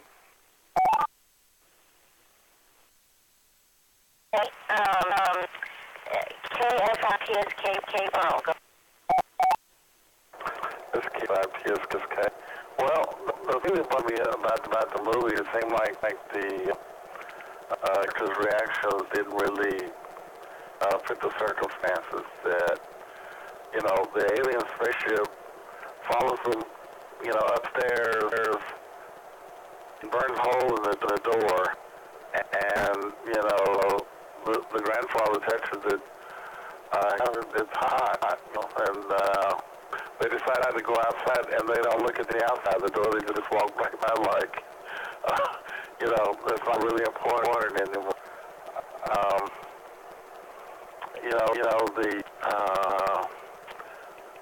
young girl, she disappears into a green pyramid, and the daughter appears at the end of the movie in a black pyramid, and it's like, what's going on here? What did I miss? I think the thing about the whole movie was I was expecting something related to space, and I really didn't expect anything about travel. It seemed like it was there, but it didn't fit. That's all I've got. Can't get back to that. Okay, KG55 at the end, James. Go ahead.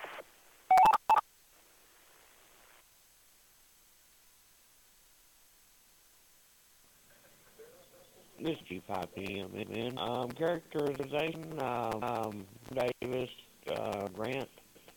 I thought he was kind of started out as know-it-all. Grandmother that didn't really believe in anything until after life saw that little alien in the bed, and the girl was the go-between all the, don't know if they were evil forces or good forces, but anyway, they extraterrestrial forces, let's say. She was went to between in that, and never really understood the guy traveling in. I understand the reason why he came, but the character with him doing pumping on the gas, they must have had a very, very long siphon hose to put down in the ground tank to gas all with a hand pump. Well, I'll put it in that KGG5PM.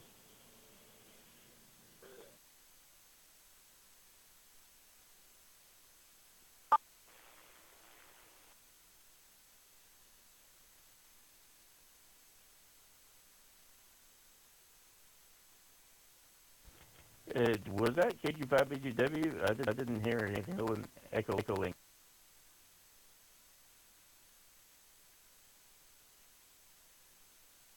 No, I called on KF5PDS. Ben, are you there?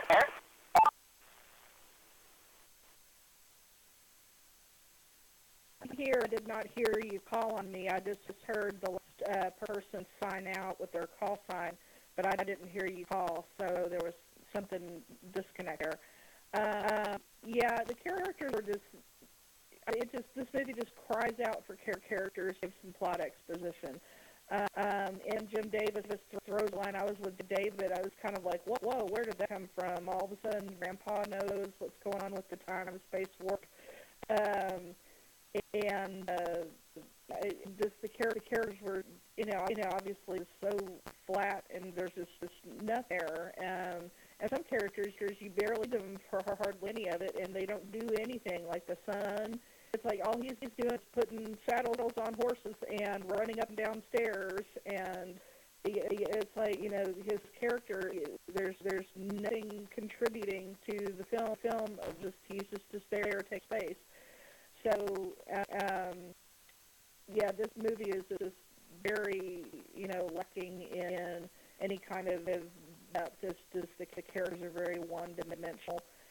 And it would have been nice to have some more action with the alien character, maybe to explain or give some context or, what's happening. And, you can kind of put some pieces together. Like, I like Tom's kind of lost and found approach. but the characters got just as lost as the plot, and I don't know if they ever got really found. They ended up in the future, and they just decided not questioning anything. They're just well, I guess we're here, so let's just make the best of it, and march forth to the Dome City. And I think it was just the Dome City. He had to be, look futuristic. Again, might have been a cool artist rendition that just got used in any other movie, and they saw, oh, here's an opportunity to use this, just stick it in there. So, everything was just kind of thrown together again with characterization, and there's no depth of character, there's no backstory. They're just, everybody's going to be out in the desert by themselves, just to be close together. And then they end up in the future, they're still together. So I guess maybe that's all that matters. We don't care where we are, as long as we're together. And that kind of, to me, get, a little bit of a denominator with the characters is they just want to all be together as a family. So if that was their sole motivation, then that's fine. But after, with aliens, I just wish there was more interaction or people and the alien, or at least some, type of communication to drive it forward. So, there's really nothing else I have to that. So I'll read it to you. This is KFIP. Back to net. K5, BCWJ. You go ahead and back up and talk about the plot and the characters, or however long you want. Go ahead.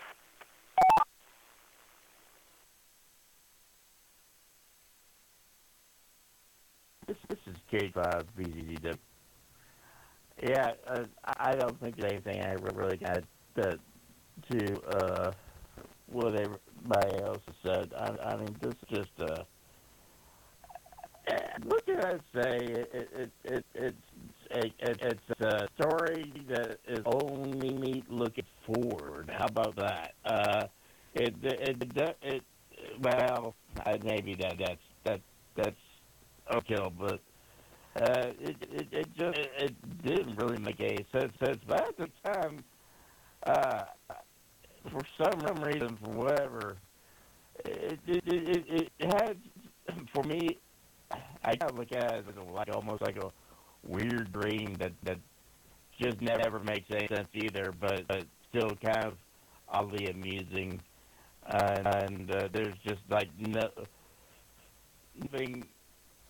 really makes much sense. It represents pieces of things, and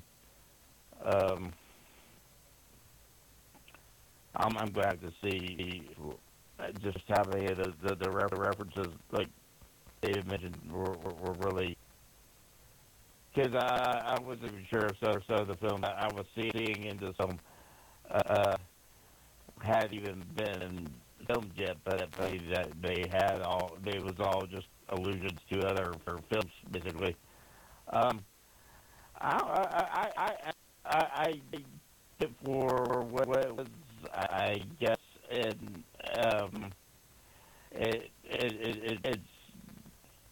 not really, it's it's a sequence of images of what, I don't know. It's not really a movie. It's just some stuff that just, I don't know if you like animation, you might like it, but otherwise, there's and West animation in the West, and old cars and horses out, and I'll find some example on about this film. Yeah, no, there's it that's all I can say now. In fact, that I've been appreciating everybody's comments. I wish I could say mine have been of equal value, but no, I'm just glad to listen in, and I think I've had my say. KG5W.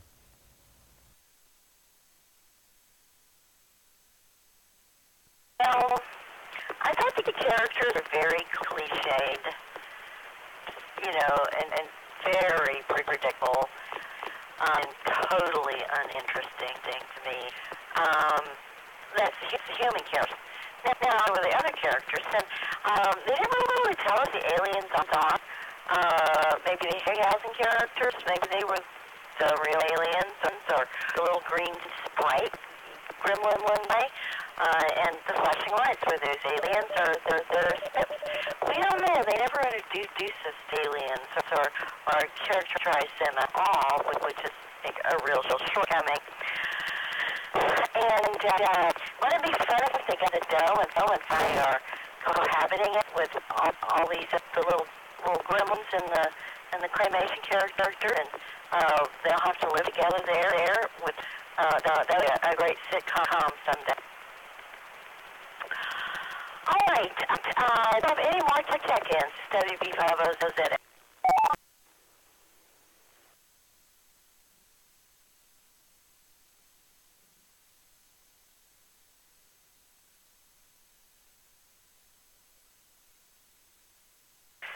Okay, let's talk about special effects. Did you like or not? So let's start with N5BB. Go ahead, Bill.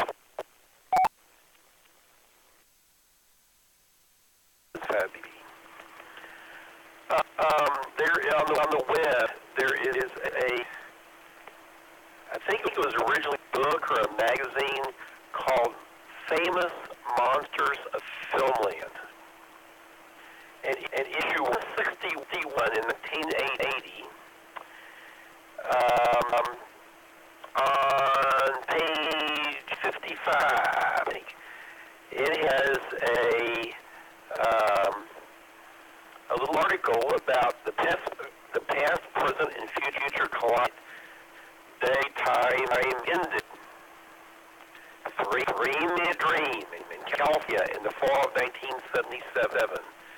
They had a dream of making their own groundbreaking sci-fi feature film containing the best special effects with youthful integrity and vitality of film launched them to the very pinnacle of fame and fortune.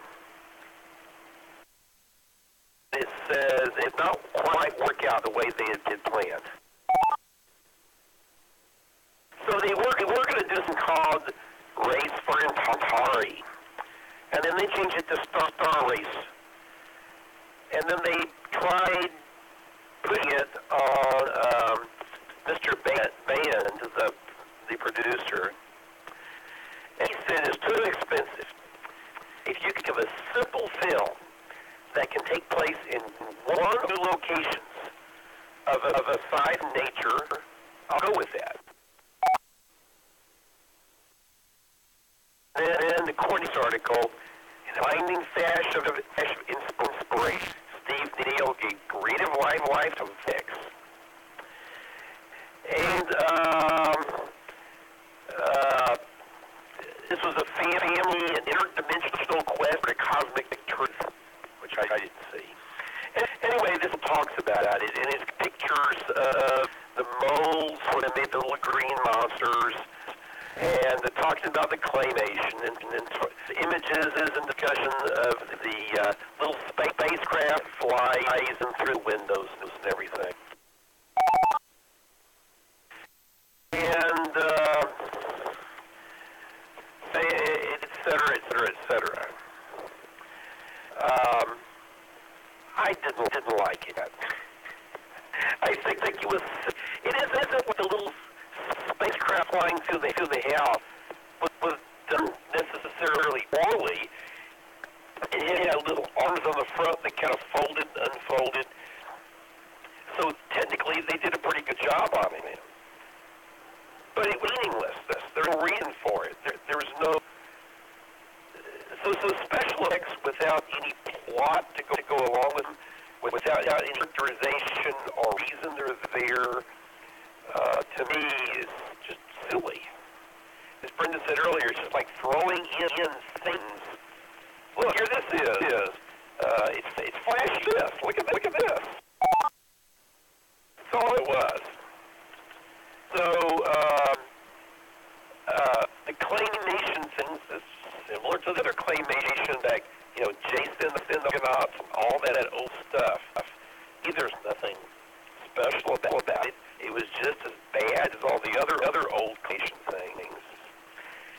mentioned earlier, I thought that the foghead was a really funny part of that.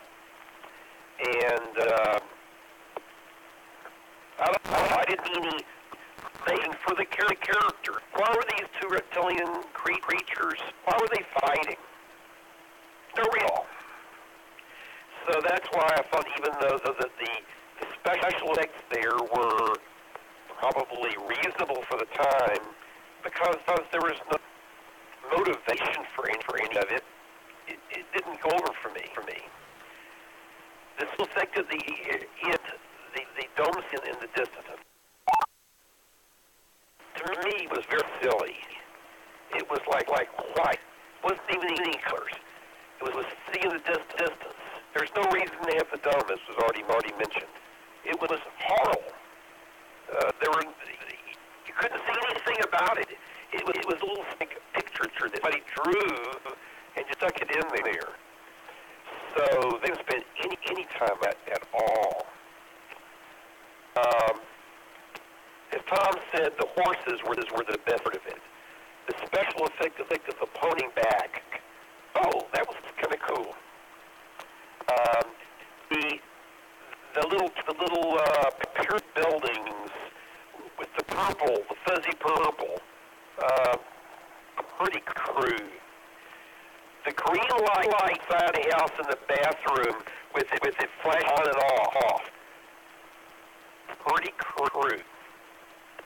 That's all. In fact, BB. Alright, KG5E, Mike. KG5P, I'm still here.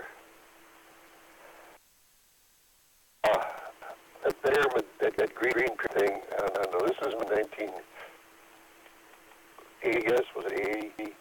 And I remember it was the end of the New Age movement. Everybody had pyramids back in that. I guess that's where that pyramid came from. But there was another movie with, they also had Davis in it called Monster from Green Hell.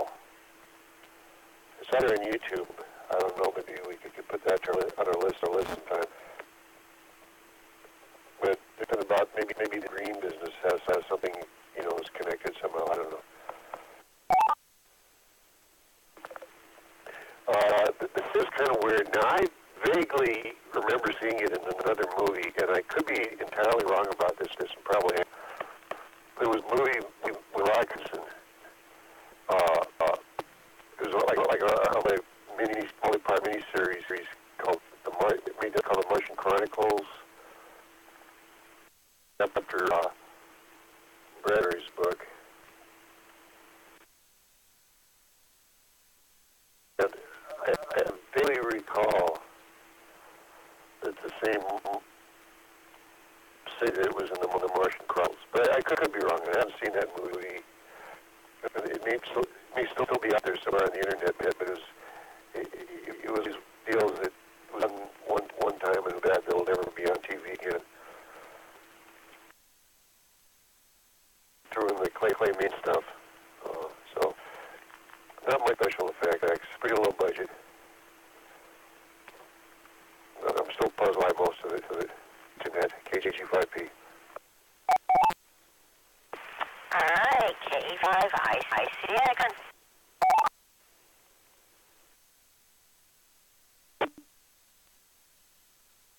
Okay, special effects. This is what I got out of this special effects. I think that this film had other different people working on it that were trying to hone their own skills in different areas. And I was looking at that, and I told you that I saw an alumnus from Star Trek. So let me, before I reveal that and explain it, I think that there were attempts trying to do different things in this film. And it's very obvious that there were different special effects that were trying to be presented, and they were dramatically different and somehow very distributed. let's get that.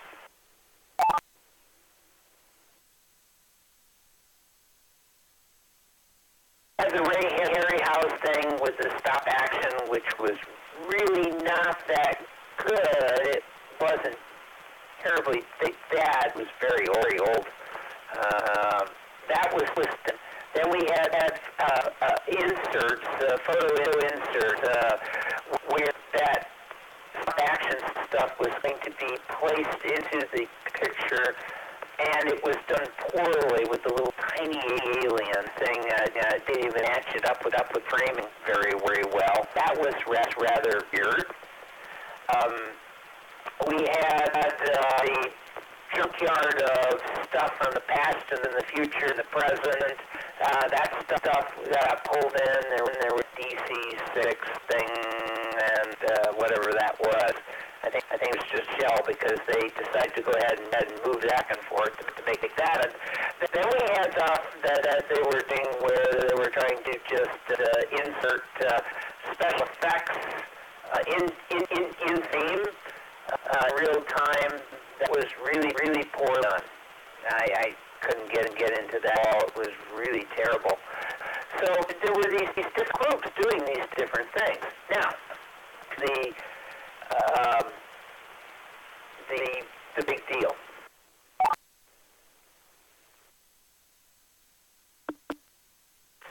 Greg Jean, I think it's Jean, G-E-N, I think I got it right.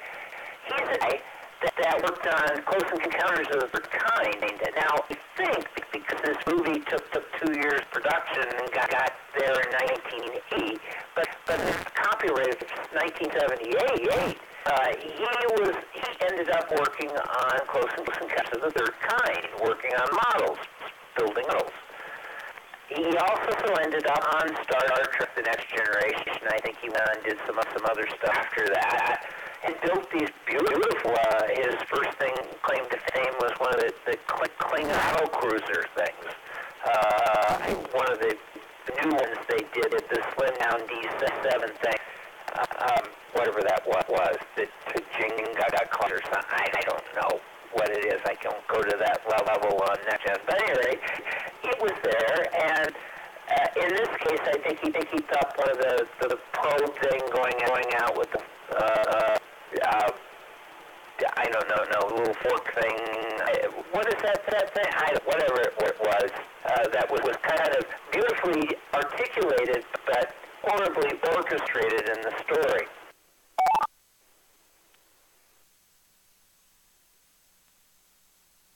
So this really kind of fed into the whole thing is that the plot was disjointed, but so were the special effects. Let's go ahead and we got, and we're going to do it as best we can in 1978, or 80, or 79, or what year this movie actually came out. Who knows? The Bermuda Triangle of releases is, I don't know. It was just kind of strange and disjointed. It launched at least her career and a bunch of others. Back to net control, E5 ICX. Okay. 35EB, go ahead, David. Well, in terms of the special effects, might have hinted at some of maybe what's going on in the story. The green aliens were able to be in and out at will, and maybe their natural form was just energy, because that's kind of how they arrived. And maybe they travel and exist in that form naturally, and just take on a corporeal form when they need to interact with us lowly humans. Toward the end of the movie, we see that dome and some large crystal collection of crystal obelisks, and maybe that's really hang out most of the time. Now, as Brenda said, maybe those little green aliens were wranglers sent out time to collect new specimens for an intergalactic zoo, and that's what the domed enclosure is for. But that certainly had treatment in some Star Trek episodes, the Cage, the original series pilot, and even in the anime series, the Eye Holder, where humans are collected as exhibits, pretty much. and for study. But no, that's about it for specs.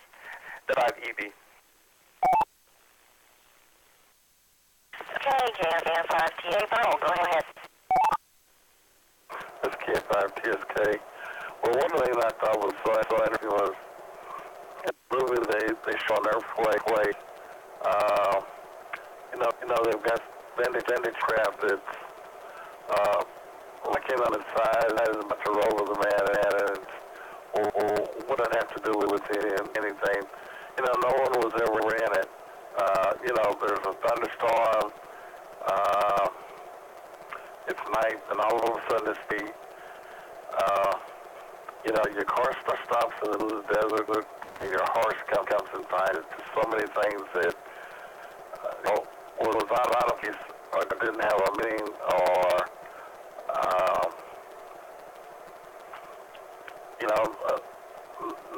nothing really was logical, or maybe went in or kept his came back to that.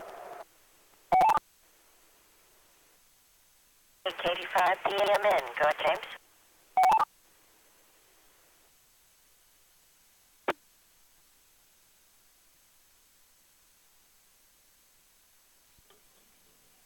This KGPMN. I got mixed feelings about the special effects. I thought the two incidents of the flying weapons, I guess what they were fairly decent, and the nighttime shots of the light floating across the sky were fairly decent. Little green men looked like they were just kind of on in and almost like a flood type scene. Moved around, and the two big creatures looked very out of place. And also all the scrap metal junk that he found in the yard was a place. One thing I did not like was he seemed to crawl across the yard from the barn to the porch, and he was running through it, moving, light swirling on him. He didn't seem to get hit with the thing, and I would have thought he'd been knocked over with all moving objects or some form moving through him or somehow. But I'll send it back to the net, KG5PM.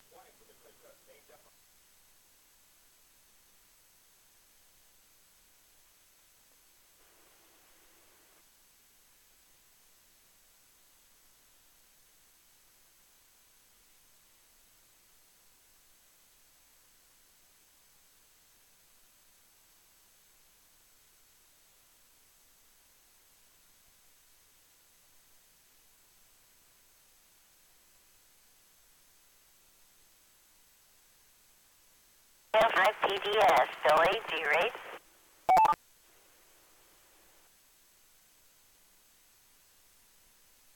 Once again, I did not hear you, Brenda. I'm not sure what's going on with the link, but I heard the last caller sign this call sign again, and I did not hear you. So I was just absolutely silent on Echolink, so sorry. Yeah, I guess the little alien, the stop motion alien, when he was just jumping around the room, the little girl's room, I thought that was very, very entertaining. And I'm with the bill. I'm sorry when they pitchforked that alien. That poor monster had that pitchfork. He broke the handle off. He couldn't get it out of his head, and I felt bad for him. But I don't know. I really don't have much to add. I guess pretty much all the comments. They threw in some stop motion, it was like they hadn't used up some characters somewhere else, and so they had like stock characters they needed to just throw in. But I thought the alien at the beginning was interesting. At that point, it seemed pretty promising, but then after that, there was no action and no reappearance of that alien. So I kind of thought the floating weapon thing was kind of cool. To me, it kind of reminded me the batteries not include aliens flying around the rooms and stuff.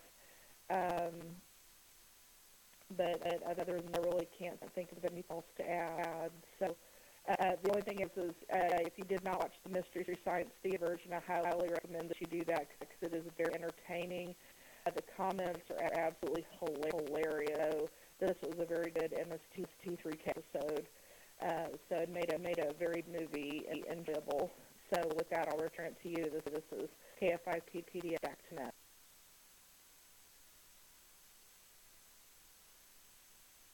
I also watched the MST3 version, and it made it very entertaining. Okay, KG5BZWJ.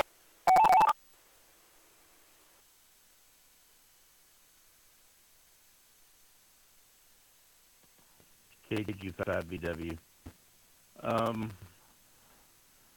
I'll say it's you can't watch this as a film. You gotta watch it like it's a fever dream of some sort. It's not there's not much that really makes sense to it, and I don't know. Like I said before, if you like certain things are in the movie, and maybe you'll like it. And the sort of the kind of cheesy bad. I don't know. I hate to call it bad because, like I said, there are some aspects to it. I mean, I certainly don't know if I could have. I'd be able to make that type of stuff. So yeah. It was the special effects were, horror, I guess. There's not really a story to go by or anything. It's just as a sequence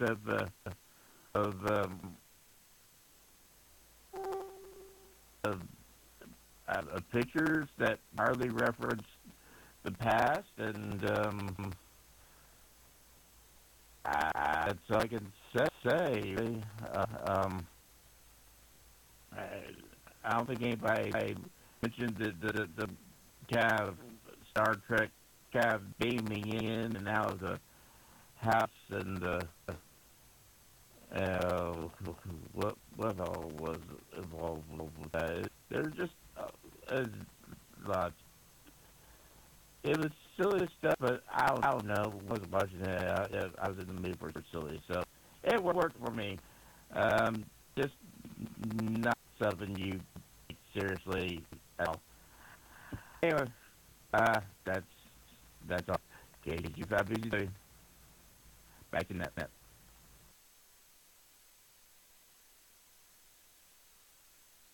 Well, my take on the special effects is kind of like it's the potluck dinner. You go to the fridge and you can find, and it doesn't all go together. None of it's bad necessarily, but I just feel like they said, oh, we've got this picture of a dome city nobody ever used. Let's just use that, and we've got some old airplanes, and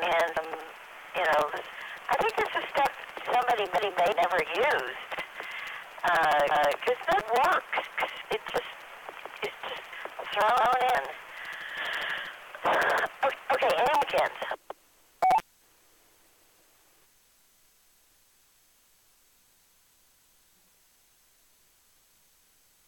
Okay, final call. If you have any more comments, please come out with call sign, and you can talk about anything you want to. Okay, any takers?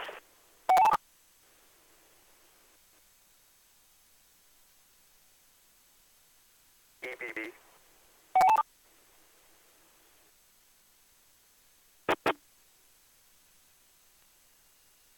E55 ice.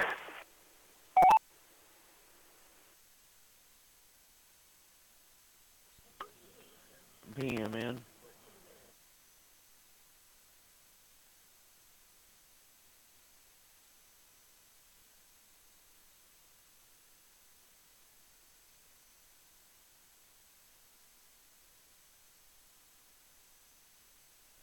Okay, EBB, David.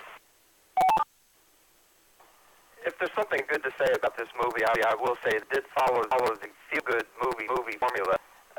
which also describe like general in the quote. In the end, everything will be okay.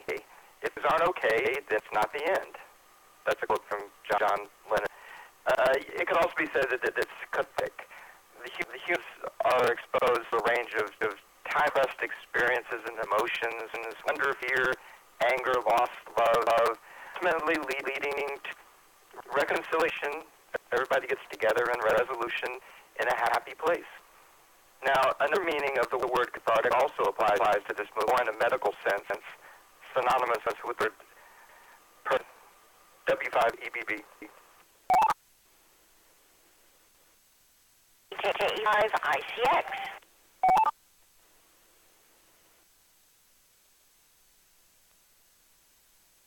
Thanks, thank you for doing this evening. There's one part of this film that I thought was really good. Only one part. And I thought the music. I don't know who the heck did the music for this, and I should get out and find it. I thought that the music was exceptionally good for an extremely bad movie. So on the film, thanks to the music, the movie itself was medium. So that, well, maybe I should elaborate. It was an orchestral score, which is nice to see because that is becoming less and less. A movie like this, which has a low budget, having an orchestra or an extended band, whatever you want to call it. Normally in these films we watch where it's mediocre, the music is mediocre, and it reinforces the fact that it's a mediocrity. But in fact, this film, music actually worked very well. There's a heavy use of the oboe during a moment of symphony that works extremely well. Tension, the piano movement through the thing gives it a nice sense of tension, and it ends with a nice little crescendo at the end, and the music for the end of this works very well. It's amazing because that part, that specific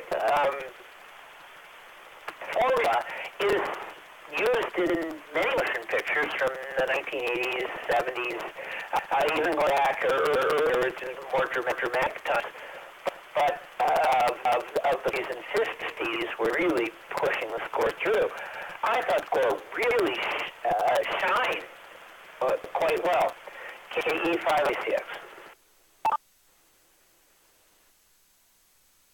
Okay, well, looked up Richard Band, the composer, and he has a million credits movies to his name.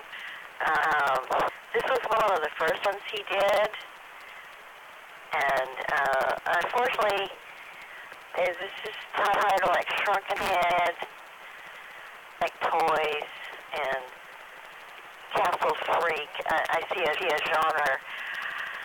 I don't see anything that I would have seen, but he was worked up to fairly recently, and I guess he may want it. So I agree with you. I thought the music was okay.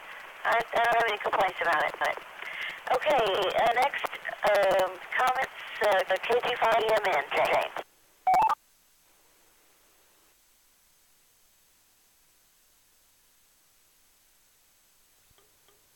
This is KG5PMN.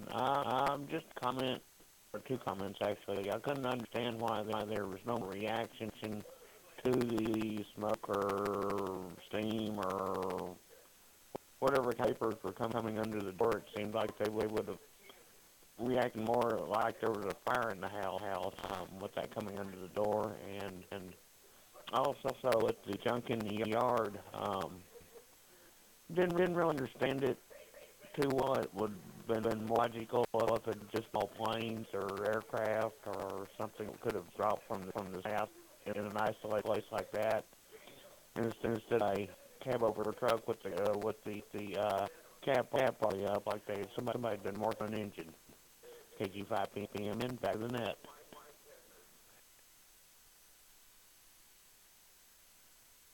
I think it's time to move on and talk about next week. Tom, do you have something for us, KE5ICX?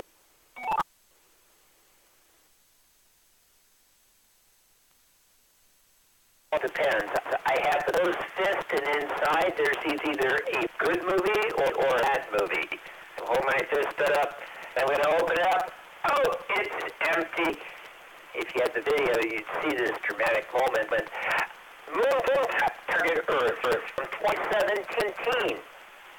This is equal to the original moon trap from 1981 or something. There's a whole story I can tell you about that, but I won't. Moon trap. If you look to be included, and Burl, I'll make sure you're on the list. You told me I took you off the list again. You have more assertive, give introspective, I don't know what, scream, spell out or something. I don't know, whatever it is. And then I'll remember to keep you on the list. But in any case, moon trap, 2717. Check us on Facebook, send an email to me, kke5cx@yahoo.com, and let me know that you would like to be on the list. Even if you don't, if you're listening, I'll do that now on the list. Back to you. Net control, this is KE5ICX. Over. All right, well, we're going to end the net here. Thanks for everybody that participated and stuck with it through the whole SOS. But some very, very interesting minutes. Okay, this is going to be of OZ and L clear. E5ICX IBB.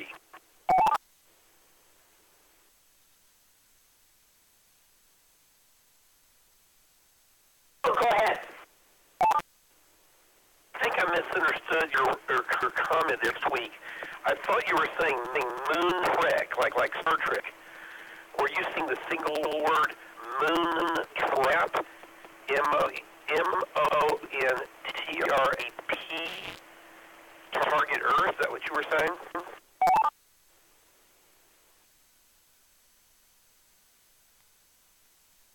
Permits. Okay. Is this readily available for free on the internet somewhere?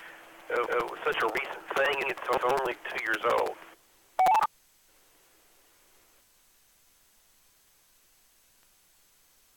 Affirmative.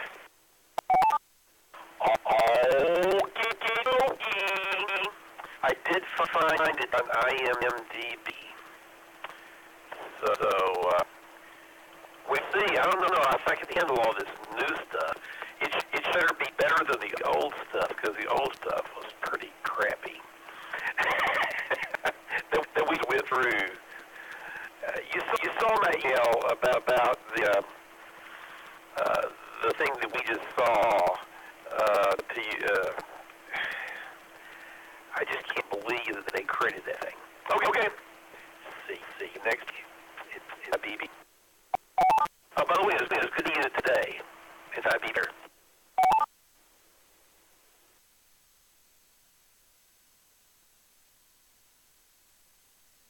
Thanks, Bill. I had a good time, too. I like going to dinner tonight, this afternoon, actually, not tonight, but this afternoon. And yes, the Moon Trap is a recent film, and it's quite interesting. I found a way of going through YouTube and finding some more recent films. Now, the original Moon Trap, I know people that were in movies, several, with Walter Koenig. We're not going to do that because it's so bad. This one's probably let out. But the following one listed is called 41. That's in 2 weeks. And I understand from the ratings and everything, this could be one of the best time travel films ever made. So we'll see what time I had to say. 7-3. I had a blast tonight. It was fun. Even bad movies can teach us things about how bad that can be. And with that, I'll say bye-bye. KE5ICX. Clear. Okay, well, I've already got Moontrap pulled up in the browser here. The one last week, found it quickly right after you announced it, and literally during the end of the net last week, and thought that the previews were so haunted. I thought I just had to start looking at it just to see if it was really that bad. And I stayed up way too late watching that horrible thing. I'm not going to do that now, though. I'm too tired. But I don't know. So I'm going to look at us in the future and look back at all this stuff, and they're going to say, why did they create that stuff, that entertain stuff? Like all the horrible magazines that have ever been produced. Anyway, talk to you later. E5I see it in 5B clear.